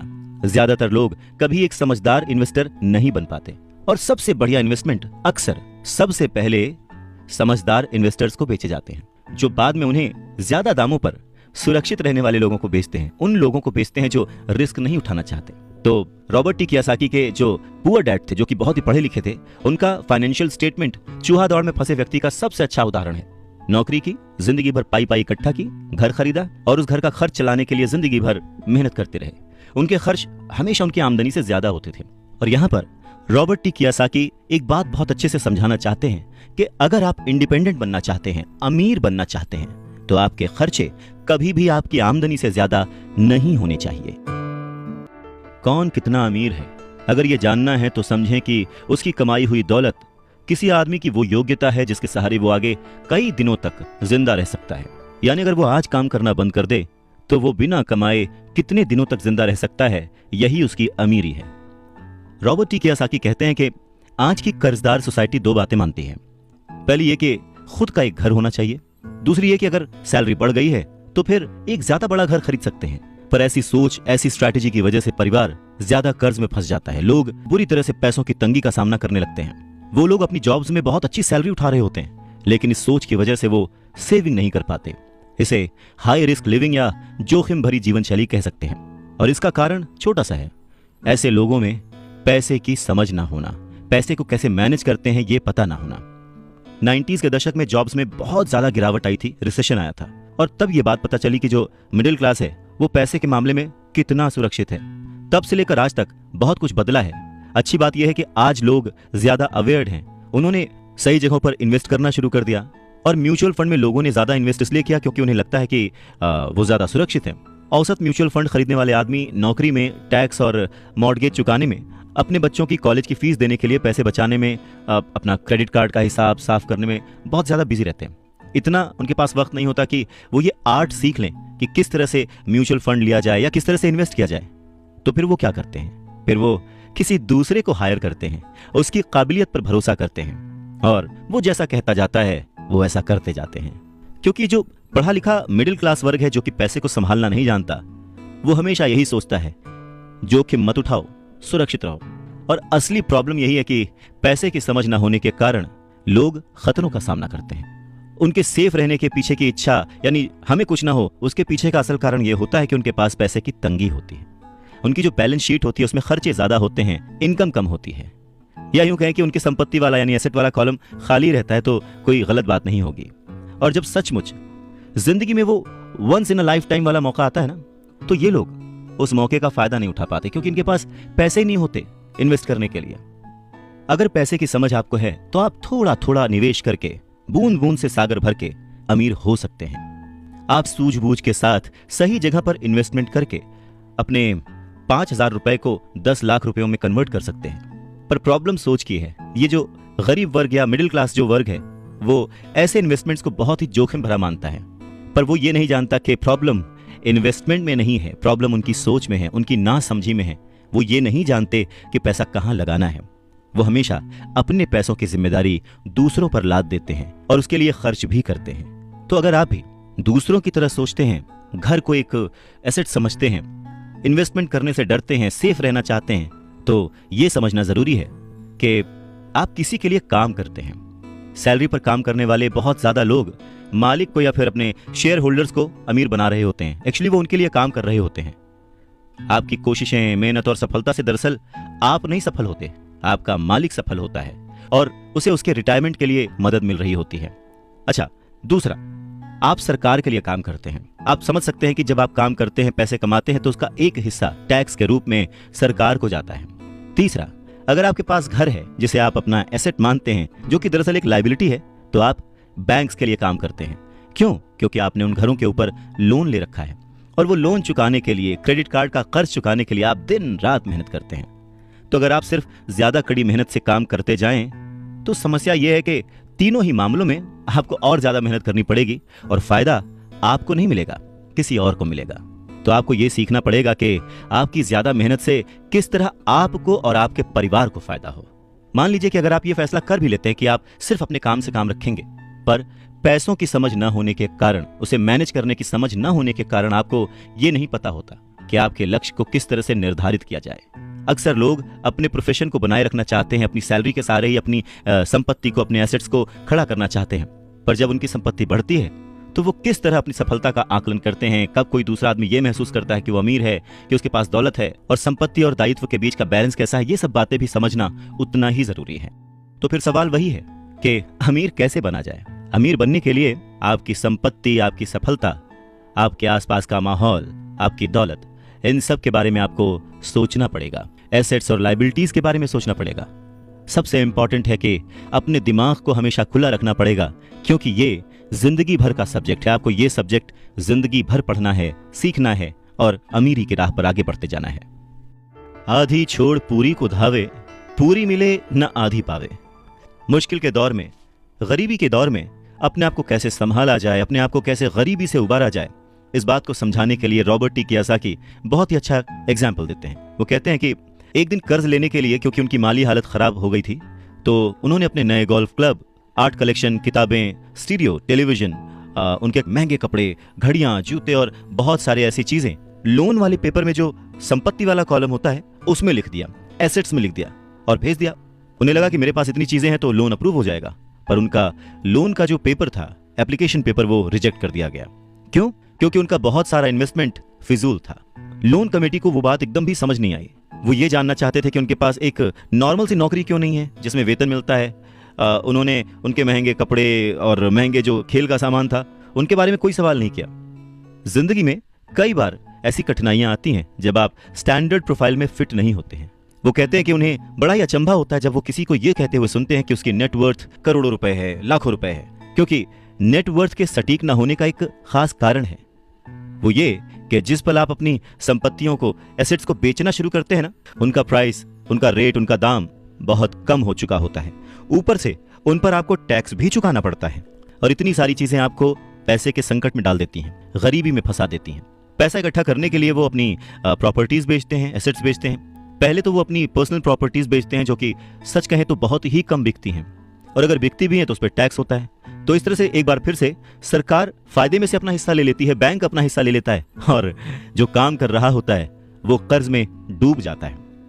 तो सीख यही है कि इन सारी चीजों में फंसने के बजाय अपने काम से काम रखिए। जो कर रहे हैं वो करते चलिए, कुछ भी छोड़िए नहीं, पर हाँ थोड़ी एक्स्ट्रा मेहनत करके, थोड़ी एक्स्ट्रा समझदारी से, फाइनेंशियल लिटरेसी से पैसों को यूज करने का, पैसों को इन्वेस्ट करने का हुनर सीखिए। थोड़ा थोड़ा करके एसेट्स बनाते जाइए, पर हाँ ऐसी चीजों को खरीदने से बचिए जिनकी कीमत एक बार घर लाने पर कम हो जाती है, क्योंकि ये चीजें कभी भी एसेट्स नहीं हो सकती। गरीबी से बचने का एक दूसरा तरीका यह है कि अपने खर्च कम कर लें, अपनी रिस्पॉन्सिबिलिटीज को और घटा लें और मेहनत ज्यादा करना शुरू कर दें, जिससे इनकम ज्यादा हो। अब बहुत सारे लोगों को इस बात में कंफ्यूजन हो सकती है कि सही जगह निवेश करने का क्या मतलब है, सही इन्वेस्टमेंट क्या है। तो रॉबर्ट टी कियोसाकी कहते हैं कि ऐसा काम करें जिसमें आपकी मौजूदगी की जरूरत ना हो। स्टॉक्स, बॉन्ड खरीदें, म्यूचुअल फंड खरीदें, आमदनी देने वाले रियल एस्टेट में खर्च करें, अपने आप को ग्रूम करने में पैसे खर्च करें, एजुकेशन में जैसे कि म्यूजिक, लिखना, पेटेंट, स्पोर्ट्स और ऐसी हर चीज जो कीमती है, जिसे खरीदने के बाद आपको पैसे मिलते हैं, ना कि आपको उसमें पैसे लगाने पड़ते हैं, उस हर चीज में आप इन्वेस्ट कर सकते हैं। सबसे जरूरी बात, आप जहां भी इन्वेस्ट करते हैं हमेशा ध्यान रखें कि उस इन्वेस्टमेंट से आपको प्यार हो। जैसे कि रॉबर्ट टी कियोसाकी को इमारतों से और जमीन से प्यार था, तो उन्होंने बहुत सारा इन्वेस्टमेंट रियल एस्टेट में किया। जब पैसे खर्च ही नहीं करने हैं तो फिर कमाएं क्यों, और ऐसी अमीरी का क्या फायदा? यह सवाल हम सभी के मन में आ सकता है। इस बात पर रॉबर्ट टी कियोसाकी कहते हैं कि यह सिर्फ सोच का अंतर है। जो अमीर आदमी होता है वो भी ये चीजें खरीदता है, वो विलासिता की चीजें खरीदता है, लेकिन सबसे बाद में पहले वो ये देखता है कि क्या करने से उसे फायदा हो सकता है और किस चीज की उसे सबसे ज्यादा जरूरत है। वहीं उल्टा जो मिडिल क्लास आदमी है या गरीब आदमी है, वो थोड़ा सा पैसा आने पर भी सबसे पहले वो अपने शौक पूरे करता है, घर, हीरे, ज्वेलरी, गाड़ियां, कुछ भी खरीद लेता है। अमीर आदमियों के पास भी ये सब होता है, पर फर्क सिर्फ इतना है कि वो उधार के दलदल में नहीं फंसते। वो लोग जिनके पास पीढ़ियों से पैसा है, जो लंबे समय से अमीर हैं, वो अपनी अर्निंग वाले कॉलम को सबसे पहले बनाते हैं, उसे सिक्योर करते हैं। उसके बाद उनके एसेट्स वाले कॉलम से जो आमदनी होती है, जो इनकम होती है, उससे वो अपनी लग्जूरियस लाइफ जीते हैं, एंजॉय करते हैं। गरीब और मिडिल क्लास आदमी अपनी खून पसीने की कमाई और बच्चों की विरासत की कीमत पर ये चीजें खरीदता है, लोन लेता है। सच्ची लग्जरी असली संपत्ति में निवेश करने और उसे विकसित करने का प्रोत्साहन देती है, उसे बढ़ावा देती है। रॉबर्ट टी कियोसाकी इस बात को एक एग्जाम्पल से समझाते हैं कि जब उनकी वाइफ और उनके पास उनके अपार्टमेंट से अतिरिक्त पैसा आने लगा, रेंट या कुछ भी, तब वो बाजार गए और उन्होंने अपने लिए एक महंगी गाड़ी खरीदी। इसमें जरा सी भी मेहनत नहीं लगी या जोखिम नहीं था, क्योंकि वो पैसा उन्होंने अपनी सेविंग्स से नहीं बल्कि अपार्टमेंट हाउस के इनकम से खरीदा था। पर इसके लिए उन्होंने 4 साल तक इंतजार किया, पेशेंस के साथ थोड़ा थोड़ा पैसा इकट्ठा करते रहे, और जब रियल एस्टेट पोर्टफोलियो बढ़ा तो आखिरकार वो उन्हें इतना पैसा दे गया कि एक महंगी कार खरीदी जा सके। ज्यादातर लोग अक्सर इच्छा जागने पर बिना सोचे समझे जाते हैं और कर्ज पर कार या कोई और चीज खरीद लाते हैं। हो सकता है कि वो अपनी जिंदगी से ऊब चुके हों या उन्हें सिर्फ एक नए खिलौने की जरूरत हो, पर कर्ज पर ऐसी चीज खरीदने से देर सवेर वो आदमी उस चीज से चिढ़ने लगता है, उसका इंटरेस्ट खत्म हो जाता है, उससे उसमें मजा नहीं आता, क्योंकि उस चीज को खरीदने के लिए जो कर्ज लिया गया है वो उस आदमी के सर पर भार बन जाता है। अगर एक बार आप अपने बिजनेस को बनाने, उसमें इन्वेस्ट करने का समय निकाल लेते हैं तो फिर आप उसमें जादू की छड़ी भी घुमा सकते हैं, जो अमीरों का सबसे बड़ा राज है। और ये राज अमीरों को भीड़ से अलग रखता है, या यूं कहें कि भीड़ से आगे रखता है। जो अपने काम से काम रखते हैं, अपने काम में फोकस्ड रहते हैं, और ये उन्हीं को मिलता है जो अपने काम में पूरा मन लगाते हैं, अपने काम से काम रखते हैं, वो लोग अमीर बन जाते हैं। अगर मिल के चला जाए तो तूफानों को भी शिकस्त दी जा सकती है। रॉबर्ट टी कियोसाकी अपने बचपन का एक किस्सा सुनाते हैं। कहते हैं कि मुझे याद है, हमें स्कूल में रॉबिन हुड और उनके सुखी गिरोह की कहानी बताई गई थी। मेरे स्कूल टीचर का मानना था कि ये केविन कॉस्नर की तरह के एक रोमांटिक हीरो की अद्भुत कहानी है जो अमीरों को लूटता था और गरीबों में बांट देता था। तो मेरे रिच डैड की नजर में रॉबिन हुड हीरो नहीं था, वो उसे बदमाश मानते थे। रॉबिन हुड को गुजरे हुए तो लंबा समय गुजर चुका है, परंतु उसके जो मानने वाले हैं, जो उसके फैंस हैं, वो आज भी जिंदा हैं। न जाने कितनी बार मैंने लोगों को ये कहते सुना है कि अमीरों को और ज्यादा टैक्स देना चाहिए और उसे गरीबों में बांट देना चाहिए। रॉबिन हुड का ये जो थॉट था, अमीरों से लेकर गरीबों में बांट दिया गया।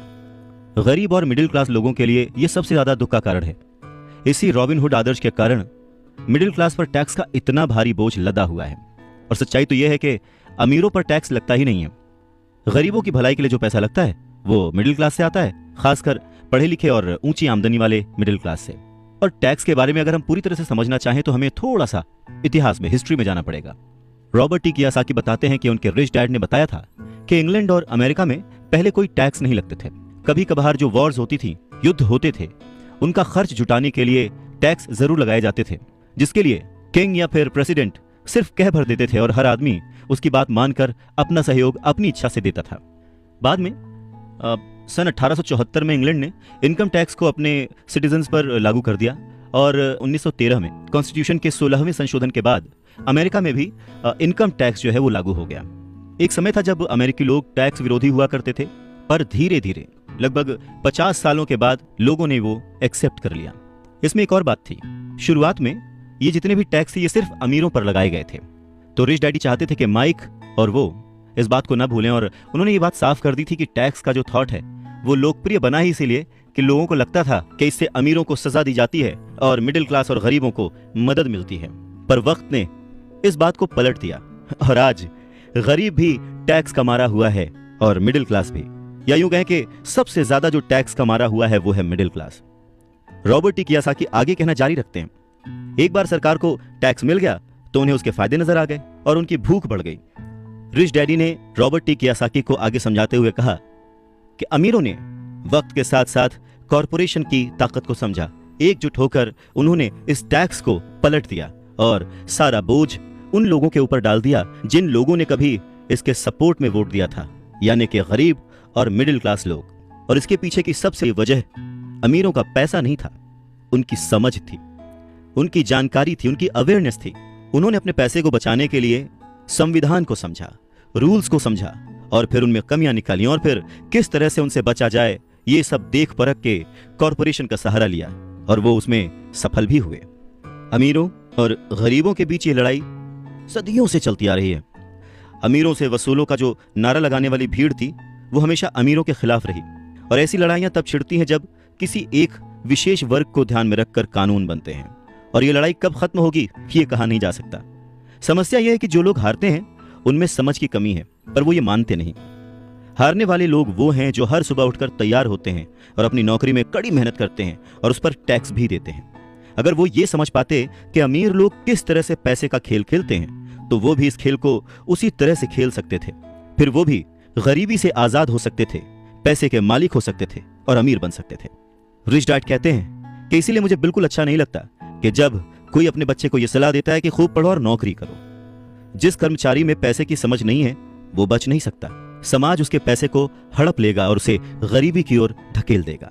कहते हैं ना कि उस देने वाले ने तो कोई कमी ना की, अब किसको क्या मिला ये मुकद्दर की बात है, और ये जो मुकद्दर है ये हम अपनी सोच से, अपनी नॉलेज से, अपनी अवेयरनेस से बदल सकते हैं। अमीरी और गरीबी में सिर्फ सोच और समझ का ही फासला है। न हारना जरूरी है, न जीतना जरूरी है। अरे ये जीवन का खेल है, इसे खेलना जरूरी है। रॉबर्ट टी कियोसाकी कहते हैं कि पैसे कमाना भी एक खेल ही है। अगर आप इसे एक खेल की तरह एंजॉय करेंगे तो आप और ज्यादा रिच होते जाएंगे। हर हफ्ते वो निवेश करते हैं और कभी हारते हैं, कभी जीतते हैं। जब जीतते हैं तो उस निवेश को अगले हफ्ते के लिए सेव कर लेते हैं, और जब हारते हैं तो खुद से जीतने वाले की आंख में आंख डालकर कहते हैं, ठीक है, अगले सैटरडे फिर मिलते हैं। रॉबर्ट टी कियोसाकी की बात से यह समझ में आता है कि पैसा कमाना भी एक खेल जैसा ही है। अगर आप उसे एंजॉय करते हैं, उसके पीछे नहीं भागते हैं, तो आप धीरे धीरे ही सही पर ग्रो करेंगे और जल्द ही अमीर बन जाएंगे। इंसान गलतियां करता है और उन गलतियों से सीखता है। अमीर बनना भी कुछ वैसा ही है। कभी आप गलती करते हैं और हार जाते हैं, कभी आप उस गलती को सुधारते हैं और जीत जाते हैं। वैसे बचपन से जवानी तक जब भी हम स्कूल में पढ़ते हैं या हमारे आसपास भी, बच्चों को गलतियां करना अलाउड नहीं होता। उन्हें कहा तो जरूर जाता है कि आप गलती कर सकते हैं, पर जैसे ही बच्चा गलती करता है उसे टोक दिया जाता है, उसे रोक दिया जाता है, उसे डांटा जाता है, और धीरे धीरे हमारे मन में ये धारणा बन जाती है कि गलती करना इज नॉट अलाउड। पर अगर देखा जाए, हम इंसान गलती करके ही सीखते हैं। हमने आज तक जो कुछ भी अचीव किया है, अपनी गलतियों से अचीव किया है। इसी बात को आगे बढ़ाते हुए रॉबर्ट टी कियोसाकी कहते हैं कि इन्वेस्टर्स दो तरह के होते हैं। पहले वो जो नॉर्मल इन्वेस्टर्स होते हैं, जो एक पैकेज में निवेश करते हैं, रिटेल आउटलेट में फ़ोन करते हैं, जैसे एक रियल एस्टेट कंपनी या स्टॉक ब्रोकर या फाइनेंशियल प्लानर को, और फिर वो कुछ छोटा छोटा खरीद लेते हैं। ये एक म्यूचुअल फंड, स्टॉक या बॉन्ड हो सकता है। ये निवेश का एक अच्छा और साफ सुथरा तरीका है और आसान भी है। ये उसी तरह की खरीदारी हो गई जैसे कि कोई कस्टमर कंप्यूटर स्टोर में जाकर शेल्फ पर रखे कंप्यूटर को खरीद ले। वहीं दूसरी तरह के जो इन्वेस्टर्स होते हैं, वो अपने इन्वेस्टमेंट को बनाते हैं। वो किसी दूसरे से नहीं खरीदते, वो अपना इन्वेस्टमेंट खुद बनाते हैं। इस तरह के इन्वेस्टर्स आमतौर पर अपने सौदों को असेंबल करते हैं। जिस तरह कंप्यूटर इंजीनियर कंप्यूटर के पुर्जों को असेंबल करते हैं, वो अलग अलग जगहों से सस्ते पार्ट्स लाते हैं और उन पार्ट से एक पूरा कंप्यूटर असेंबल करते हैं, जो कि उन्हें बहुत सस्ता पड़ता है, और फिर वो उसे महंगे दामों में बेच देते हैं। ठीक उसी तरह से जो दूसरा निवेशक है, वो आर्थिक अवसरों के पुर्जों को अच्छी तरह से ऑब्जर्व करता है। ठीक इसी तरह से जो दूसरा इन्वेस्टर है, वो समय को पहचानता है और मौके की नजाकत को देखते हुए, अपने कमर्शियल फायदे को देखते हुए चीजों को इस्तेमाल करता है। और जो दूसरे किस्म का इन्वेस्टर है, सच में वही प्रोफेशनल इन्वेस्टर होता है। अमीर बनने की राह में, रिच बनने की राह में ये जानना बहुत जरूरी है कि किस समय पर क्या एक्शन लिया जाए जिससे आपकी किस्मत बदल जाए और आपको नुकसान भी ना हो। अगर आप दूसरे किस्म के इन्वेस्टर बनना चाहते हैं तो आपको खास तौर से इन 3 क्वालिटीज को अपने अंदर इंप्रूव करना होगा, क्योंकि फाइनेंशियल इंटेलिजेंस के अलावा इन क्वालिटीज की भी जरूरत होती है। पहला, किस तरह ऐसे मौके को खोजें जो दूसरों को दिखाई नहीं देता। दूसरे लोग अपनी आंखों से उस मौके को नहीं देख पाते, पर आप अपने दिमाग से और अपने एक्सपीरियंस से उन मौकों को देख सकते हैं। एग्जाम्पल के लिए रॉबर्ट टी कियोसाकी के एक दोस्त ने एक पुराना घर खरीदा जो देखने में बुरा था। हर एक को हैरत थी कि उसने इसे खरीद क्यों लिया, पर दूसरे जो नहीं देख पाए थे वो उनके दोस्त ने देख लिया था, और वो था घर के साथ 4 खाली जमीन के टुकड़े। घर खरीदने के बाद उसने उसे तोड़ा और उन 5 प्लॉट्स को मिलाकर बिल्डर को बेच दिया। इस सारे डील में उसे जो उसने पैसा लगाया था वो तो मिला ही, उसके ऊपर से 3 गुना रकम और मिली। उसने सिर्फ 2 महीने के काम में लाखों रुपए कमा लिए, जो कि उनके लिए बहुत ज्यादा नहीं थी, पर फिर भी देखा जाए कि उन 2 महीनों की मेहनत में अगर वो जॉब में होता तो कितना कमाता वर्सेस उसने इस डील से जो कमाया। दूसरा पॉइंट, पैसा किस तरह से इकट्ठा किया जाए। औसत आदमी बैंक जाता है, पर इस दूसरे किस्म के इन्वेस्टर को यह पता होना चाहिए कि पैसा किस तरह जुटाया जाए और बिना बैंक जाए, बिना लोन लिए किस तरह से पैसा इकट्ठा किया जाए। रॉबर्ट टी कियोसाकी कहते हैं कि उन्होंने भी यह सीखा कि बिना बैंक की मदद लिए घर कैसे खरीदे जा सकते हैं। घर खरीदना बहुत इंपॉर्टेंट नहीं है, पर पैसा इकट्ठा करना बहुत इंपॉर्टेंट है और बहुत ही रेयर आर्ट है। अक्सर वो लोगों को ये कहते सुनते हैं कि बैंक मुझे लोन नहीं दे रहा, या मेरे पास इसे खरीदने के लिए पैसे ही नहीं है।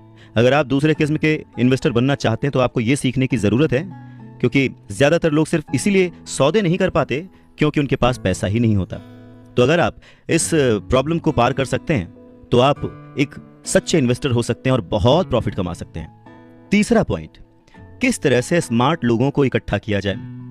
ऐसे लोग बहुत समझदार होते हैं जो या तो अपने से ज्यादा समझदार लोगों के साथ काम करते हैं या फिर उन्हें अपने साथ काम पर रख लेते हैं। जब भी आपको सलाह की जरूरत होगी ना, तो यही समझदार लोग आपके सलाहकार का काम करेंगे। तो सीखने के लिए बहुत कुछ है, पर हाँ, अगर आपने मन लगाकर सीखा तो आपको उसके फायदे भी बहुत मिलेंगे। पर हाँ, अगर आपके अंदर इतनी इच्छा नहीं है, आप इतना टाइम नहीं दे सकते, आप उतने अमीर नहीं बनना चाहते, तो फिर आपको पहले किस्म का ही इन्वेस्टर बने रहना चाहिए। आप तो जानते हैं वही आपकी सबसे बड़ी पूंजी है। आप जो नहीं जानते वही आपका सबसे बड़ा जोखिम है। जोखिम तो हमेशा रहता है, इसीलिए इससे बचने के बजाय इसे मैनेज करना सीखें, तभी आप तरक्की कर पाएंगे और अमीर बन पाएंगे। जब जिंदगी आपको नींबू थमाए तो जल्दी से शरबत बना लो और पी लो। अवसर पहचानना किसी भी इन्वेस्टर की सबसे बड़ी क्वालिटी होती है। फाइनेंशियल बुद्धि का मतलब है ज्यादा विकल्प होना। अगर अवसर आपके सामने आ ही नहीं रहे हैं तो फिर आप अपनी गरीबी को सुधारने के लिए और क्या कर सकते हैं। अगर कोई अवसर आपकी झोली में आकर गिर जाए पर आपके पास पैसा ही नहीं है और आप उसमें इन्वेस्ट ही नहीं कर सकते, ऊपर से बैंक वाले आपको उधार नहीं दे रहे, आप पैसे का कहीं से इंतजाम नहीं कर पा रहे, तो फिर उस मौके का आप फायदा कैसे उठा सकते हैं। मान लीजिए अगर आपका अनुमान जो है वो गलत हो जाए और अगर आप जिसकी उम्मीद करते हैं वो नहीं हो, तो फिर आप क्या करेंगे?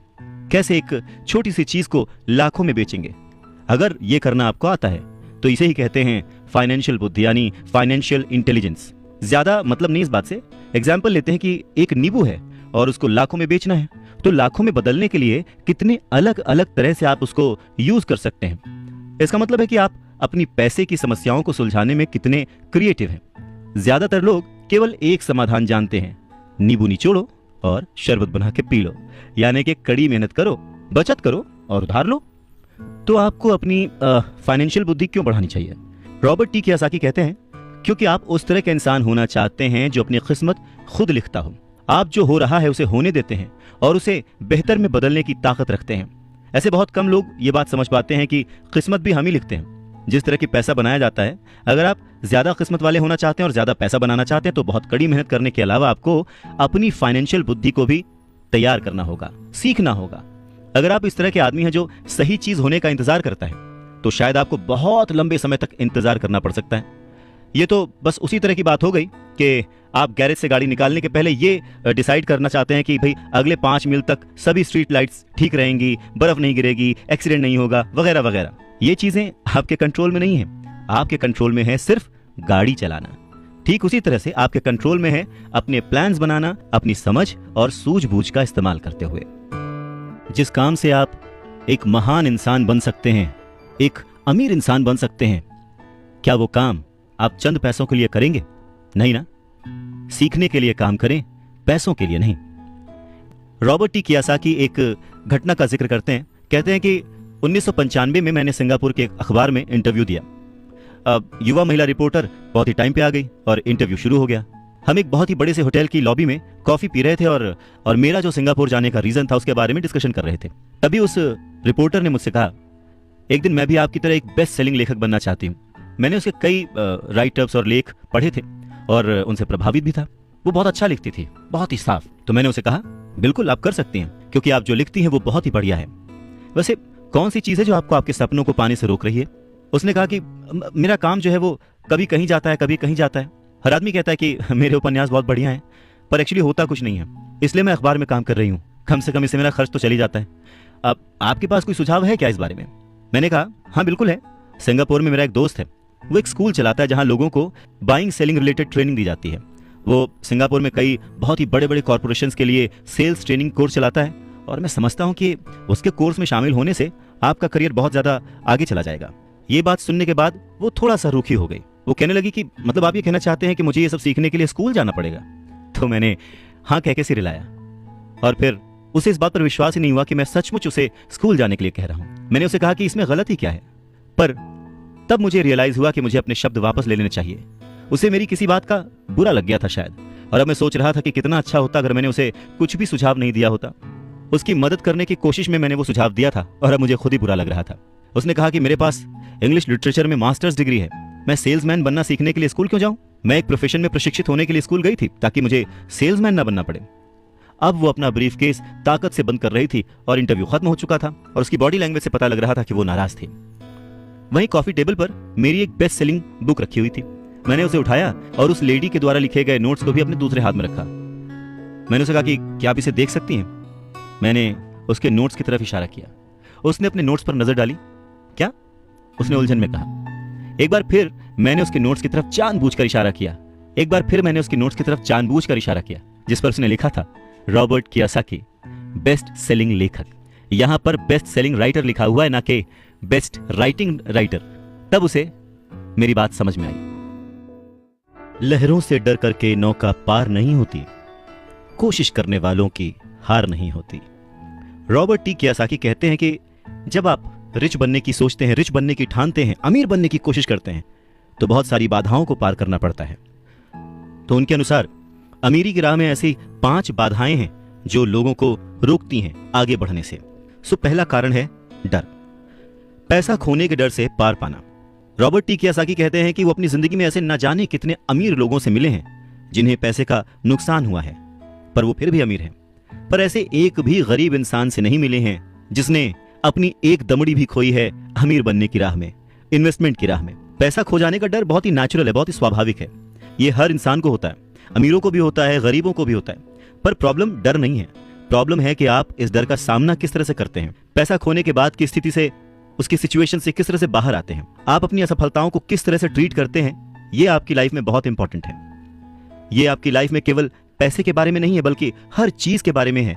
एक अमीर आदमी और एक गरीब आदमी के बीच का जो अंतर होता है वो बस यही होता है कि अमीर आदमी अपने डर से किस तरह से जीतता है और गरीब आदमी अपने डर से किस तरह से हार जाता है। लोगों के पैसा खोने का डर ठीक वैसा ही है जैसे कि मोटरसाइकिल से गिरने पर चोट लगने का डर। उस चोट लगने के डर से ज्यादा एक्साइटमेंट आपको उस बाइक को चलाने का होता है, और उसी एक्साइटमेंट में, उसी खुशी में आप बाइक चलाना सीख लेते हैं। ठीक वैसे ही पैसे के खोने के डर से ज्यादा उसे अर्न करने की खुशी अगर आपको हो, तो आप धीरे धीरे प्लान वे में एसेट्स पर ध्यान देंगे, उन्हें खरीदेंगे और एक वक्त पर अमीर बन जाएंगे। मैं अकेला ही चला था जानिबे मंजिल, मगर लोग यूं जुड़ते गए और कारवां बनता गया। रॉबर्ट टी कियोसाकी कहते हैं कि पैसा मेरे लिए काम करे और मैं पैसे के लिए काम ना करूं। मेरा ये पहला सबक दरअसल ताकत के बारे में है। अगर आप पैसे के लिए काम करते हैं तो आप ताकत को अपने बॉस के हाथ में दे देते हैं, या आप जिसके लिए काम कर रहे होते हैं आप अपनी आज़ादी उसके हाथ में दे देते हैं। अगर आपका पैसा आपके लिए काम करता है तो आप अपने पैसे के, अपने काम के, अपनी जिंदगी के खुद मालिक होते हैं। एक बार हमें हमारे लिए काम करने वाले पैसे की ताकत का ज्ञान हो जाए, फिर हमें पैसे के लिहाज से स्मार्ट हो जाना चाहिए और हमें डराने वाले लोगों से निपटने के लिए रास्ते ढूंढ लेने चाहिए। पर ऐसा करने के लिए आपको कानून की समझ होनी चाहिए, अपने आसपास की समझ होनी चाहिए, मार्केट में क्या चल रहा है इस बात की समझ होनी चाहिए, और सिस्टम कैसे काम करता है इसकी भी समझ होनी चाहिए। अगर आप अवेयर नहीं हैं, मतलब नॉलेजेबल नहीं हैं, ज्ञानी हैं, आप केयरलेस हैं, अपनी चीज़ों को समझना नहीं चाहते, तो आपको बड़ी आसानी से डराया और हराया जा सकता है। अगर आप जानते हैं कि आप क्या बात कर रहे हैं और मुसीबत कैसी है और उसे कैसे सॉल्व किया जाए, तो आपको आसानी से डराया नहीं जा सकता।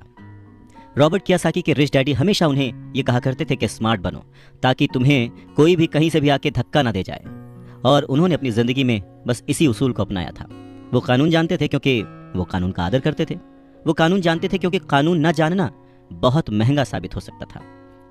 अगर आप जानते हैं कि आप सही हैं तो आप किसी से भी उलझने से नहीं डरेंगे, आप किसी के भी सामने अपनी बात रखने से नहीं डरेंगे, चाहे आपका मुकाबला विश्व के सबसे ताकतवर आदमी से ही क्यों ना हो।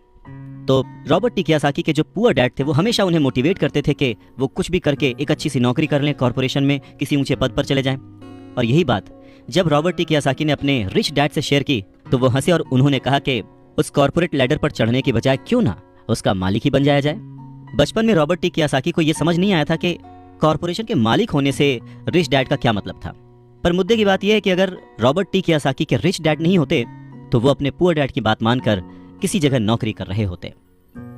उनके रिच डैड ने बार बार याद दिलाया कि भीड़ के साथ चलने की जरूरत नहीं है, अपनी सोच रखो, अपनी समझ रखो और फिर अपनी जिंदगी की दिशा खुद तय करो। रॉबर्ट टी कियोसाकी अपनी कहानी कहते हैं कि जब तक मैं 25 साल का हुआ तब तक मेरे रिच डैड की सलाह मुझे समझ नहीं आती थी।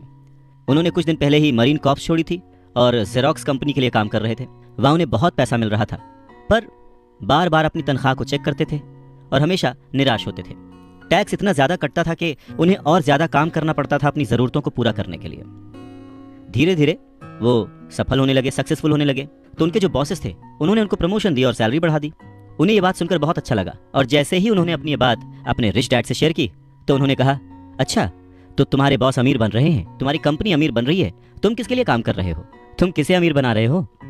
तो बस 1974 में जेरोक्स के कर्मचारी के रूप में ही उन्होंने अपना पहला कॉर्पोरेशन बनाया और अपने काम से काम रखना शुरू कर दिया। पहले से ही उन्होंने संपत्ति वाले कॉलम में कुछ चीजें लिख रखी थी और खरीद रखी थी, पर अब उन्होंने ये ठान लिया था कि उन्हें और ज्यादा बढ़ाना है, उन्हें अपने एसेट्स और बढ़ाने हैं और अपनी लायबिलिटीज को और कम करना है। जैसे जैसे वक्त बीतता गया, जैसे जैसे रॉबर्ट टी कियोसाकी पैसे को समझते गए, इसके गणित को समझते गए, इसके व्यवहार को समझते गए, उन्हें अपने रिच डैडी की सलाह समझ में आने लगी। एक बार उन्होंने अपने काम से काम रखने की ठान ली और अपनी संपत्तियां, अपने एसेट्स बढ़ाने शुरू कर दिए और एक बेहतरीन कर्मचारी बन गए। उनके पास अब एक लक्ष्य था। वो सुबह जल्दी जाते थे, मेहनत से काम करते थे, ज्यादा से ज्यादा पैसे कमाते थे और अपने रियल एस्टेट में इन्वेस्ट करते थे। और वो दौर भी ऐसा था कि उस समय नई नई चीजें, नए नए डेवलपमेंट्स हो रहे थे जिसमें संभावनाएं तलाश की जा सकती थी। तो उन्होंने जेरोक्स मशीनें बेची। जितनी ज्यादा वो मशीनें बेचते, उन्हें उतना ही ज्यादा फायदा होता, लेकिन वो फायदा उनकी जेब में नहीं जाता, वो फायदा जाता कंपनी को, और रॉबर्ट टी कियोसाकी की जेब से कटता था टैक्स। ये बहुत ही मोटिवेशनल था। इस सिचुएशन में लोग हताश हो जाते हैं, पर रॉबर्ट टी कियोसाकी ने इसको पॉजिटिवली लिया और वो इस नौकरी के जाल से बाहर निकल आए। वो ये समझ गए थे कि उन्हें किस तरह से बाहर आना है, पर जल्दबाजी में उन्होंने नौकरी नहीं छोड़ी। धीरे धीरे सिर्फ 3 साल के समय में ही उन्होंने जेरोक्स कंपनी की तुलना में अपने छोटे से कॉर्पोरेशन कंपनी से ज्यादा कमाना शुरू कर दिया था। और उनका कॉर्पोरेशन रियल एस्टेट में इन्वेस्ट करने वाली कंपनी थी, और वो पैसा जो कि वो अपने एसेट से कमा रहे थे, वो उन्हीं के लिए दोबारा काम कर रहा था। अब उन्हें फोटोकॉपियर बेचने के लिए दरवाजे दरवाजे जाने की जरूरत नहीं थी। अपने रिच डैडी की सलाह से उन्हें बहुत फायदा हुआ। जल्दी ही उनकी प्रॉपर्टीज से आने वाले कैश फ्लो में इतना ज्यादा बढ़ोतरी हो गई कि उनकी कंपनी ने उनके लिए पहली कार खरीद के दी। उनकी पुरानी कंपनी जेरोक्स के लोगों को लगा कि वो अपना कमीशन बेच रहे हैं, परंतु ऐसा था नहीं। उन्होंने अपने कमीशन को अपने एसेट्स में कन्वर्ट कर रखा था। रॉबर्ट टी कियोसाकी कहते हैं कि उनका एक एक रुपया उनके एक एक एम्प्लॉय जैसा उनके लिए काम कर रहा था। क्यों? क्योंकि उन्होंने सही जगह पर इन्वेस्ट किया था। अपने रिच डैड से सीखे गए सबक के कारण वो इस चूहा दौड़ के मिथक से बाहर आ गए थे और कम उम्र में ही एक एम्प्लॉयर बन गए थे। स्कूल्स में पढ़ाया जाता है कैसे एम्प्लॉय बने, पर अपने रिच डैड की बात मानकर वो एक एम्प्लॉयर बने। और ये सब पॉसिबल हुआ पैसे को सही जगह पर इन्वेस्ट करने की समझ से, पैसे को मैनेज करने की समझ से, फाइनेंशियल लिटरेसी से। बहुत सारी मुश्किलें आई, पर अपनी सूझबूझ से और अपनी अवेयरनेस से, अपने नॉलेज से रॉबर्ट टी कियोसाकी उन मुश्किलों से आगे बढ़ते गए और लोग उनको फॉलो करने लगे। वो जब भी फाइनेंशियल सेमिनार्स में दूसरों को सिखाने को जाते, उनको अपनी बात बताते, तो वो हमेशा कहते कि फाइनेंशियल आईक्यू स्पेशलाइजेशन के 4 बड़े फील्ड से आने वाले ज्ञान का मिक्सचर है, नॉलेज का मिक्सचर है। सो वो 4 फील्ड्स कौन कौन सी हैं? पहला है अकाउंटिंग। रॉबर्ट टी कियोसाकी कहते हैं कि जिसे मैं फाइनेंशियल साक्षरता कहता हूँ, एम्पायर खड़ा करना चाहते हैं, साम्राज्य बनाना चाहते हैं, तो ये सबसे इंपॉर्टेंट है। आप जितने ज्यादा पैसे के लिए जिम्मेदार होंगे, उतना ही ज्यादा आपको बारीकी से नॉलेज होने की जरूरत है, नहीं तो आपका जो साम्राज्य है, आपका जो एम्पायर है, वो ताज के पत्तों की तरह ढह जाएगा। इस योग्यता, इस क्वालिटी की वजह से आप किसी भी बिजनेस की जो कमजोरियां हैं, वीक पॉइंट्स हैं, और उसकी जो प्लस पॉइंट्स हैं, उन्हें पहचान सकते हैं। दूसरा फील्ड है जो इंपॉर्टेंट है, वो है इन्वेस्टमेंट, जिसे वो पैसे से पैसे बनाने का विज्ञान कहते हैं। इसमें तकनीकें, रणनीतियां, स्ट्रैटेजीज, फॉर्मूले, इन सब की जरूरत होती है। तीसरा है बाजार की समझ, मार्केट की समझ, डिमांड एंड सप्लाई का साइंस। बाजार के तकनीकी पहलुओं को जानने की जरूरत है जो कि भावनाओं द्वारा संचालित होते हैं। जी हाँ, मैक्सिमम जनता इमोशनल होकर चीजें करती है और उसका फायदा उन लोगों को होता है जो कि दिमाग से सोचते हैं, खास करके पैसे के बारे में। चाहे वो गाड़ी खरीदना हो, घर खरीदना हो, या कोई भी सुख सुविधाएं हो, ये सारी चीजें इमोशन से होती हैं और फायदा हमेशा दूसरे व्यक्ति को होता है जो इन्हें बेच रहा होता है। और चौथी फील्ड है कानून, लॉ। उदाहरण के तौर पर अकाउंटिंग, इन्वेस्टमेंट और बाजारों की तकनीकी दक्षताओं के सहारे कॉर्पोरेशन की जो क्षमता थी वो बहुत बढ़ गई थी। कोई भी आदमी जिसे कॉर्पोरेशन के द्वारा दिए जाने वाले टैक्स के फायदों और सुरक्षा का ज्ञान हो, वो बहुत तेजी से तरक्की कर सकता है और अमीर बन सकता है। पर वैसा करना जो कि किसी नौकरीशुदा कर्मचारी के लिए पॉसिबल नहीं है। उन दोनों में उतना ही डिफरेंस होगा जितना कि एक पैदल चलने वाले इंसान में और एक उड़कर जाने वाले में होता है। ये अंतर बहुत ज्यादा है। तो कुल मिलाकर यह कहा जा सकता है कि अपने रिच डैड की गाइडेंस को फॉलो करते हुए रॉबर्ट टी कियोसाकी एक सक्सेसफुल इंसान बने, जिन्हें दुनिया फॉलो करती है और जिनकी लिखी बातें पढ़कर और जिनकी बातें सुनकर लोग आज भी मोटिवेट होते हैं।